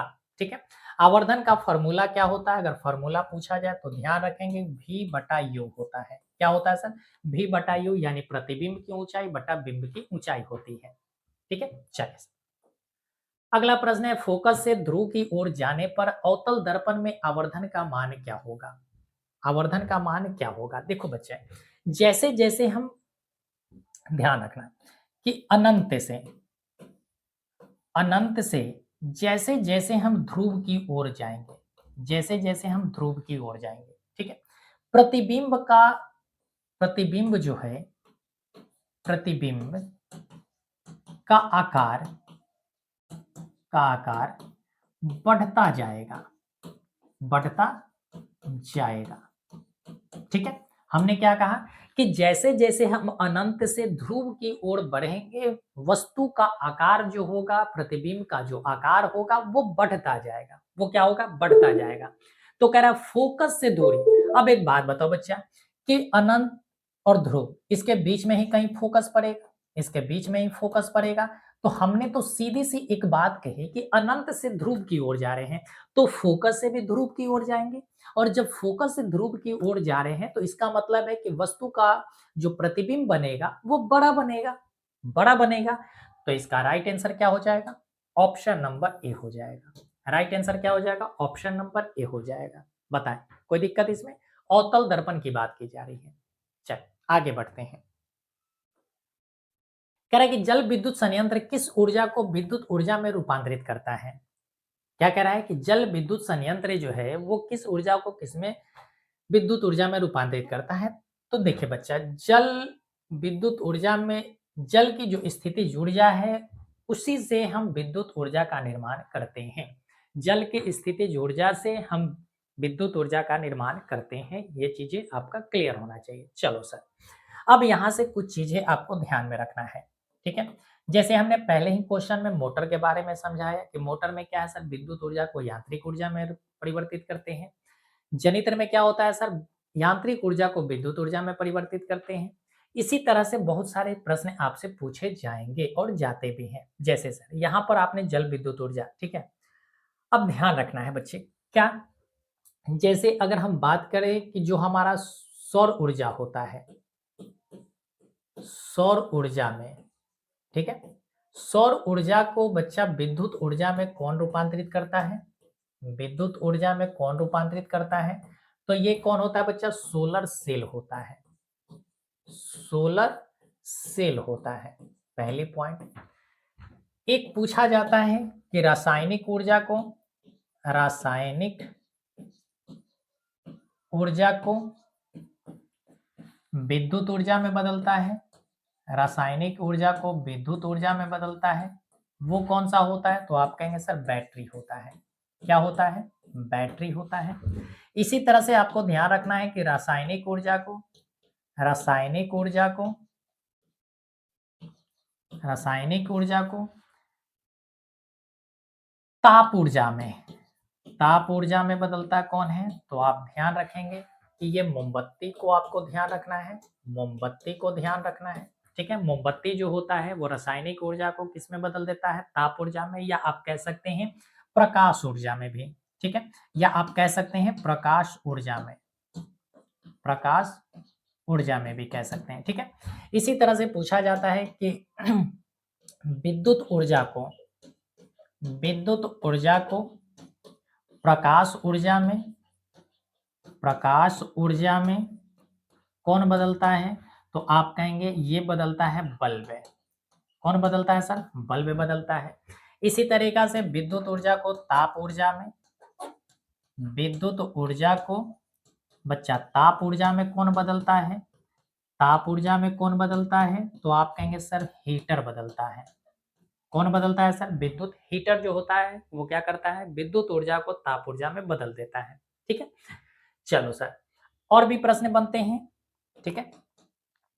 ध्वनि ऊर्जा को विद्युत ऊर्जा में, ध्वनि ऊर्जा को विद्युत ऊर्जा में कौन बदलता है, विद्युत ऊर्जा में हमारे पास माइक लगा है वही बदलेगा, तो आप इसको कहेंगे सर माइक्रोफोन। इसे क्या कहेंगे सर, माइक्रोफोन कहेंगे, ठीक है, माइक्रोफोन होता है। इसी तरह से ध्यान रखेंगे कि विद्युत ऊर्जा को, विद्युत ऊर्जा को ध्वनि ऊर्जा में कौन बदलता है, ध्वनि ऊर्जा में कौन बदलता है, तो ध्यान रखेंगे विद्युत ऊर्जा को ध्वनि ऊर्जा में बदलने का कार्य करता है लाउड स्पीकर। कौन करता है सर, लाउड स्पीकर, ठीक है। आपके फोन में जो नीचे माइक लगा हुआ है, माइक क्या कर रहा है, ध्वनि ऊर्जा को, यानी कि जो बोल रहे हैं उस दूसरा कोई सुन रहा है, तो ध्वनि ऊर्जा को विद्युत ऊर्जा में बदल दिया। अब आपकी जो कही गई बात है वो दूसरे तरफ कोई और बंदा सुन रहा है, तो वो ध्वनि ऊर्जा, वो विद्युत ऊर्जा को, इस विद्युत ऊर्जा को फिर वो ध्वनि के रूप में सुना किसके, तो स्पीकर के माध्यम से, जो ऊपर में यहाँ पर लगा होता है, ठीक है। यानी कि एक जो इस तरह का फोन होता है, एक जो इस तरह का फोन होता है, यहाँ पर माइक होते हैं और यहाँ पर आपके स्पीकर होते हैं, ठीक है। तो ये स्पीकर क्या कर रहा है सर, विद्युत ऊर्जा को ध्वनि ऊर्जा में बदल रहा है, और माइक क्या कर रहा है सर, ध्वनि ऊर्जा को विद्युत ऊर्जा में बदल दे रहा है। बातें क्लियर है, बातें क्लियर है। तो ये सभी के सभी प्रश्न पूछे जाते हैं, ठीक है। चलो सर, नाभिकीय अगर संयंत्र की अगर बात करें, तो नाभिकीय संयंत्र में क्या होता है सर, रासायनिक ऊर्जा को हम कहते हैं कि उसको बदल दिया जाता है, या नाभिकीय ऊर्जा को बदल दिया जाता है किसमें, तो आप कहेंगे सर विद्युत ऊर्जा में बदल दिया जाता है। चल अगले प्रश्न की ओर आते हैं। कह रहा है कि तांबे की एक आयताकार कुंडली, तांबे की तार की एक आयताकार कुंडली किसी चुंबकीय क्षेत्र में घूर्णी गति कर रही है। इस कुंडली में प्रेरित विद्युत धारा की दिशा में कितने परिभ्रमण के पश्चात परिवर्तन होता है। हमने शुरुआत में विभक्त वलय के बारे में समझाया कि आधे चक्कर के बाद क्या हो जाता है, धारा की दिशा बदल जाती है। धारा की दिशा आधे चक्कर के बाद क्या हो जाता है सर, बदल जाता है। तो इसका राइट आंसर क्या हो जाएगा, ऑप्शन नंबर बी हो जाएगा। आगे बढ़ते हैं। कह रहा है कि एक अवतल दर्पण के प्रधान अक्ष पर चलती चींटी का प्रतिबिंब सीधा है तथा बढ़ता जा रहा है, सीधा है तथा बढ़ता जा रहा है। चींटी की गति किस दिशा में है। सीधी सी बात यहाँ पर आपको ध्यान रखना है कि प्रतिबिंब का जो आकार है वो बढ़ता जा रहा है। प्रतिबिंब का आकार क्या हो रहा है, बढ़ता जा रहा है, और बढ़ता जा रहा है इसका मतलब क्या है कि वो अनंत से ध्रुव की ओर जा रहा है। अनंत से किधर जा रहा है सर, ध्रुव की ओर। तो ध्रुव की ओर जाते हुए देखिए सर, फोकस से वक्रता केंद्र। अब देखो बच्चा, जैसे ये है, ये फोकस है, तो इसके पहले केंद्र होता है, तो फोकस से वक्रता केंद्र नहीं सर, ऐसा नहीं होगा, ठीक है। ध्यान रखना है कि जब भी हम ध्रुव से अनंत की ओर जाते हैं, लिखो पॉइंट, ध्रुव से अनंत की ओर जाने पर, अनंत की ओर जाने पर प्रतिबिंब का आकार घटता है, प्रतिबिंब की आकार घटता है बच्चा। क्या होता है, घटता है। यानी कि जैसे जैसे हम ध्रुव से जाएंगे अनंत की ओर, तो प्रतिबिंब का आकार क्या होगा, घटेगा। फोकस से ये यहाँ क्या है सर, ध्रुव है, इधर क्या है सर, अनंत है, इधर क्या है, अनंत है।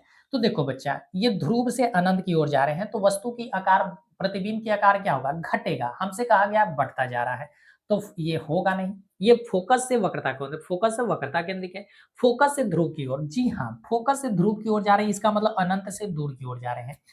अनंत से दूर की ओर जा रहे हैं, इसका मतलब क्या है कि यही हमारा राइट आंसर हो जाएगा। तो राइट आंसर क्या हो जाएगा सर? ऑप्शन नंबर बी हो जाएगा। कह रहा ध्रुव से फोकस की ओर। ध्रुव से फोकस की ओर कहने का मतलब क्या है कि इधर से हम किधर की ओर जा रहे हैं सर? इधर की ओर। ध्रुव से अनंत की ओर जा रहे हैं, घटेगा। चीजें क्लियर है? चीजें क्लियर है? चलो सर आगे बढ़ते हैं, आगे बढ़ते हैं। कह रहा आंख के लेंस की वक्रता त्रिज्या को नियंत्रित कौन करता है? आंख की जो लेंस है उसकी वक्रता त्रिज्या को नियंत्रित करने का कार्य किसका होता है? तो आप कहेंगे सर ये होता है पक्षमावी मांसपेशियों का, यानी सिलियरी जो मसल्स होते हैं उनका कार्य होता है लेंस की वक्रता त्रिज्या को नियंत्रित करना का। ठीक है, चलो सर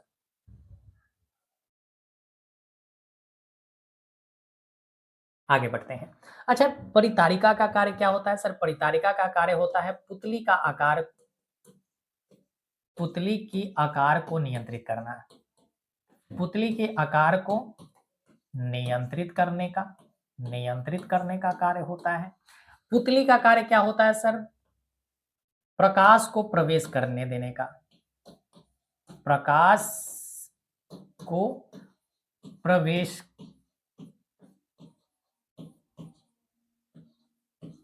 करने का, ठीक है, एक रास्ता देता है। ठीक है सर, प्रतिबिंब कहाँ बनता है? सर प्रतिबिंब कहाँ बनता है? तो प्रतिबिंब बनता है बच्चा कहाँ पर? तो आप कहेंगे रेटिना पर बनता है।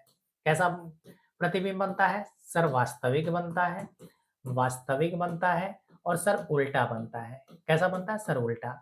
सर आंखों का जो लेंस होता है वो लेंस किस तरह कार्य करता है सर? उत्तल लेंस की तरह कार्य करता है। किस लेंस की भांति कार्य करता है? तो आप कहेंगे सर उत्तल लेंस की भांति कार्य करता है। ठीक है, किस तरह कार्य करता है सर? उत्तल लेंस की तरह कार्य करता है।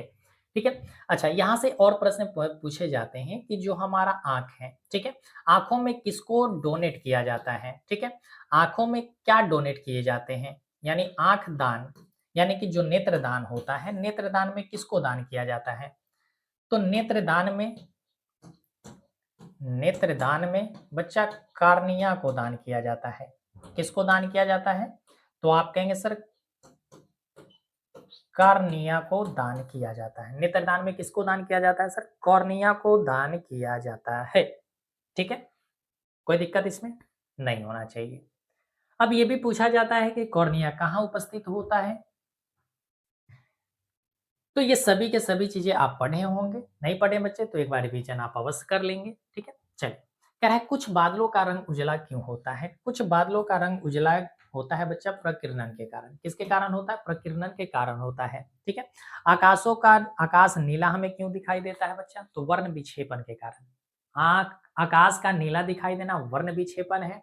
बादलों का उजला दिखाई देना किसकी घटना है? तो आप कहेंगे सर प्रकीर्णन की घटना है। सूर्य सूर्योदय और सूर्यास्त के समय आकाश का लाल दिखाई देना किसका कौन सी घटना है? तो आप कहेंगे सर प्रकीर्णन की घटना है। चलो सर आगे बढ़ते हैं। अच्छा यहां से एक और चीज आप ध्यान रख लो, अपवर्तन के कारण कौन कौन सी घटना होती है? अपवर्तन के कारण होने वाली घटना जैसे सर पानी में रखा हुआ सिक्का ऊपर दिखाई देना, पानी में रखा सिक्का, सिक्का वास्तविक ऊंचाई से, वास्तविक ऊंचाई से, वास्तविक गहराई से आप करो। ठीक है, वास्तविक गहराई से कम गहरा दिखाई देना, कम गहरा प्रतीत होना, ये किसके कारण है? तो आप कहेंगे अपवर्तन के कारण। या पानी में रखा सिक्का है, या इसी के जगह पर आपसे मछली पूछ दिया जाए, मछली, तो भी उत्तर यही होगा। या आपसे पूछा जाए कि पानी में रखा हुआ जो छड़ है, पानी में रखी छड़, रखी छड़ जो होता है वो टेढ़ी दिखाई पड़ती है, टेढ़ी प्रतीत होती है, वो भी किसका घटना है? तो आप कहेंगे सर अपवर्तन का घटना है। कौन सी घटना है सर? अपवर्तन की घटना है। अपवर्तन में क्या होता है बच्चा? एक माध्यम से दूसरे माध्यम, यानी प्रकाश जो होता है माध्यम बदल देता है। अपवर्तन में क्या होता है सर? माध्यम बदलते हैं, माध्यम बदलते हैं, माध्यम बदलते हैं। जब भी अपवर्तन की क्रियाएं होगी तो माध्यम बदलेगा और परावर्तन की क्रिया में माध्यम नहीं बदलते हैं, इस बात को ध्यान रखेंगे। परावर्तन में क्या होता है सर, माध्यम नहीं बदलते, माध्यम नहीं बदलते हैं, माध्यम नहीं बदलते हैं। ठीक है, चीजें क्लियर है। अच्छा सर, जब माध्यम बदलता है तो क्या होगा, एक सघन माध्यम होगा, एक सघन माध्यम होगा और एक क्या होगा सर, विरल माध्यम होगा। एक क्या होगा सर, विरल माध्यम होगा। जब हम सघन माध्यम से विरल माध्यम की ओर आते हैं, जब हम सघन माध्यम से विरल माध्यम की ओर आते हैं बच्चे, तो ध्यान रखना है कि जो प्रकाश की किरणें हैं, जो प्रकाश की किरणें हैं, प्रकाश की किरणें जो है, किरणें, वो अभिलंब से क्या होगा, अभिलंब से दूर हटेगा, अभिलंब से क्या होगा, दूर। लेकिन जब हम विरल माध्यम से सघन माध्यम की ओर जाते हैं, यानी कि जब प्रकाश विरल माध्यम से सघन की ओर जाएगा तब क्या होगा सर, तब प्रकाश की जो किरण है, प्रकाश की जो किरण है वो क्या होगा, तो प्रकाश की किरणें अभिलंब की ओर मुड़ जाएगी, अभिलंब की ओर मुड़ जाएगी। ठीक है, अभिलंब की ओर मुड़ जाती है। ठीक है, ये सभी के सभी चीजें आपको ध्यान रखना है, सभी के सभी चीजें आपको ध्यान रखना है प्यारे बच्चे। चल आगे बढ़ते हैं। कह रहे कि प्रतिरोध का एसआई मात्रक क्या होता है, प्रतिरोध का एसआई मात्रक क्या होता है हमसे पूछा गया है। तो प्रतिरोध का मात्रक होता है बच्चा ओम, प्रतिरोध का मात्रक क्या होता है, ओम होता है। ठीक है, अब प्रतिरोध बराबर फॉर्मूला आपको ध्यान रखना है कि प्रतिरोध जो होता है आर जो होता है रो इंटू एल अपॉन ए होता है। रो बराबर क्या होता है, L in row in are बराबर क्या होता है, रो इंटू एल अपॉन ए होता है। ठीक है, प्रतिरोध सर किस पे डिपेंड करता है, प्रतिरोध जो है किस पे डिपेंड करता है, तो लंबाई पर डिपेंड करता है, लंबाई पर डिपेंड करता है।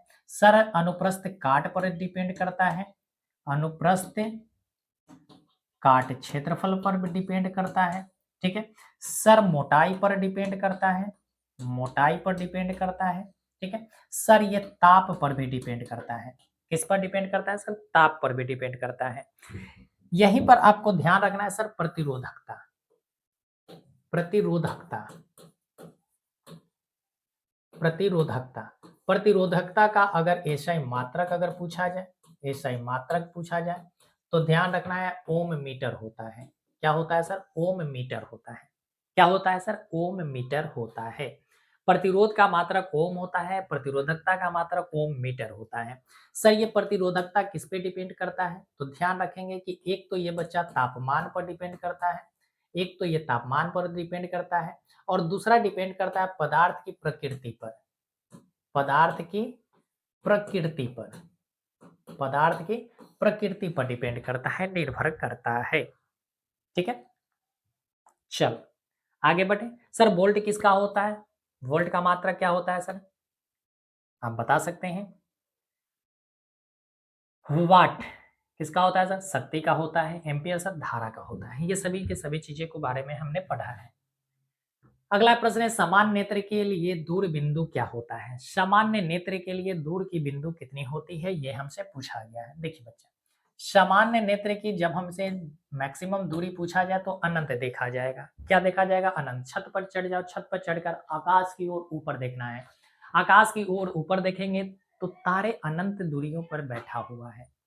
तारा जो है वो अनंत दूरियों पर या आप कह सकते हैं असंख्य दूरियों पर जाकर बैठा हुआ है और हमें तारा स्पष्ट दिखाई पड़ते हैं, तारा स्पष्ट दिखाई पड़ते हैं। ठीक है, तो सामान्य नेत्र के लिए दूर बिंदु क्या है, अनंत है सर।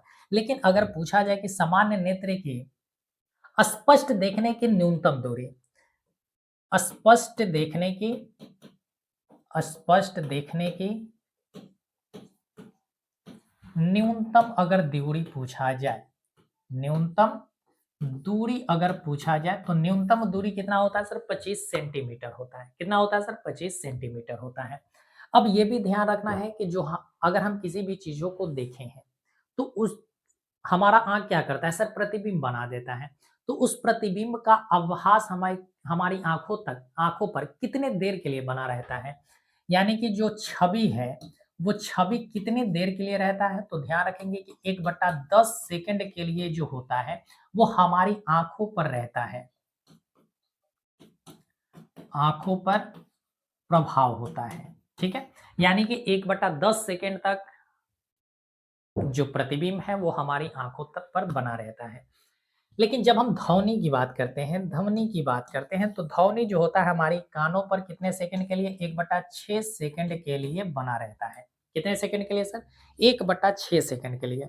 अच्छा, माफ करना, 1/10 हमने लिखा, 1/16 कर देना है, माफ करना। 1/16 सेकंड के लिए क्या होता है सर? प्रतिबिंब का प्रभाव होता है। और ध्वनि की प्रभाव की अगर बात करें तो 1/10 होता है, 1/10 होता है। ठीक है, 1/10 होता है, माफ करेंगे।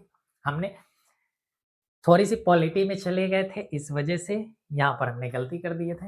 1/10 सेकंड के लिए क्या होता है सर? ध्वनि का प्रभाव हमारी कानों पर रहता है, और छवि प्रतिबिंब का जो प्रभाव होता है वो हमारे आँखों पर कितने देर के लिए? 1/16 सेकंड के लिए होता है। बताएँ, कोई दिक्कत इसमें? नहीं है? आगे बढ़ जाएँ? चलो सर, आगे बढ़ते हैं। अगला प्रश्न है हमारा 25 क्वेश्चन का, आज का लास्ट क्वेश्चन है हमारा। कह रहा है कि यदि किसी बिंब का प्रतिबिंब का आवर्धन ऋणात्मक है तो उस प्रकृति कैसी होगी? प्रतिबिंब की प्रकृति कैसी होगी? हमेशा ध्यान रखना बच्चे कि हमने अभी पढ़ाया है कि आवर्धन दो तरह के होते हैं, और आवर्धन अगर दो तरह के हैं तो ऋणात्मक आवर्धन किसमें होता है? तो ऋणात्मक आवर्धन जो होता है वो हमेशा होता है अवतल दर्पण में। किसमें होता है बच्चा? अवतल दर्पण में होता है। और अवतल दर्पण में क्या कह रहा है कि हमने आवर्धन बताया है कि अगर दर्पण के पीछे प्रतिबिंब बना है तो आवर्धन पॉजिटिव होगा, और दर्पण के सामने अगर प्रतिबिंब बना है तो आवर्धन ऋणात्मक होगा। और जब अवतल दर्पण जो होता है ये दर्पण के सामने बनाता है, दर्पण के सामने भी प्रतिबिंब बनाता है, दर्पण के सामने प्रतिबिंब भी बनाता है, और दर्पण के पीछे भी प्रतिबिंब बनाता है। इधर लिख देते हैं, दर्पण के पीछे भी प्रतिबिंब बनाता है। जब पीछे प्रतिबिंब बनाता है तब ये बच्चा आवर्धन क्या होता है? पॉजिटिव होता है। और दर्पण के सामने रहता है तब कैसा प्रतिबिंब होता है सर? ऋणात्मक होता है। ठीक है, जब पॉजिटिव होता है तो हमने अभी बताया कि पॉजिटिव में क्या होते हैं, तो सर बड़ा आकार होता है। आकार क्या होगा सर? बड़ा होगा। प्रतिबिंब कैसा बनेगा सर? बड़ा बनेगा। आभासी बनेगा। कैसा बनेगा सर? आभासी बनेगा। आभासी के साथ साथ कैसा बनेगा सर? सीधा प्रतिबिंब बनेगा। कैसा बनेगा सर? सीधा प्रतिबिंब बनता है। लेकिन जब दर्पण के सामने प्रतिबिंब बनता है तो ये छोटा भी बन सकता है, छोटा भी बन सकता है, सर बड़ा भी बन सकता है, बड़ा भी बन सकता है, और सर बराबर भी बन सकता है, और बराबर भी प्रतिबिंब बन सकते हैं। जब छोटा बड़ा बराबर है कोई बात नहीं है, लेकिन सामने है तो हम कहेंगे कि सर ये वास्तविक प्रतिबिंब होगा। कैसा प्रतिबिंब होगा सर? वास्तविक प्रतिबिंब होगा। ठीक है, वास्तविक के साथ साथ और क्या हो सकता है सर? वास्तविक के साथ साथ होगा ये उल्टा। ये कैसा प्रतिबिंब होगा सर? उल्टा होगा। तो इसका राइट आंसर क्या हो जाएगा? ऑप्शन नंबर डी इसका करेक्ट हो जाएगा। वास्तविक और उल्टा होता है, वास्तविक और उल्टा होता है। ठीक है बच्चे, तो क्लियर है? ये हमने 25 क्वेश्चन आपको कंप्लीट कराया। इस 25 क्वेश्चन को रिलेट करके अगर देखा जाए तो हमने 100 प्लस क्वेश्चन भी इसमें की है। ठीक है, तो उम्मीद करते हैं कि आपको लेक्चर पसंद आएगा। तो चलिए बच्चे, आपका एग्जाम समय है, नज़दीक है, तो आप जितनी चीज़ों को रिवीजन कर सकते हैं, रिवीजन करके जाइएगा। ठीक है, ताकि बेहतर, अभी नया चीज़ पढ़ने की कोई ज़रूरत नहीं है। आप जितना ज़्यादा से ज़्यादा हो, आप रिवीजन पर ध्यान दें। ठीक है, चलिए फिर मिलेंगे हम लोग नेक्स्ट लेक्चर में। तब तक आप अपना ख्याल रखें और अपने स्वास्थ्य का बेहतर ध्यान रखेंगे। ठीक है, चलिए फिर मिलते हैं।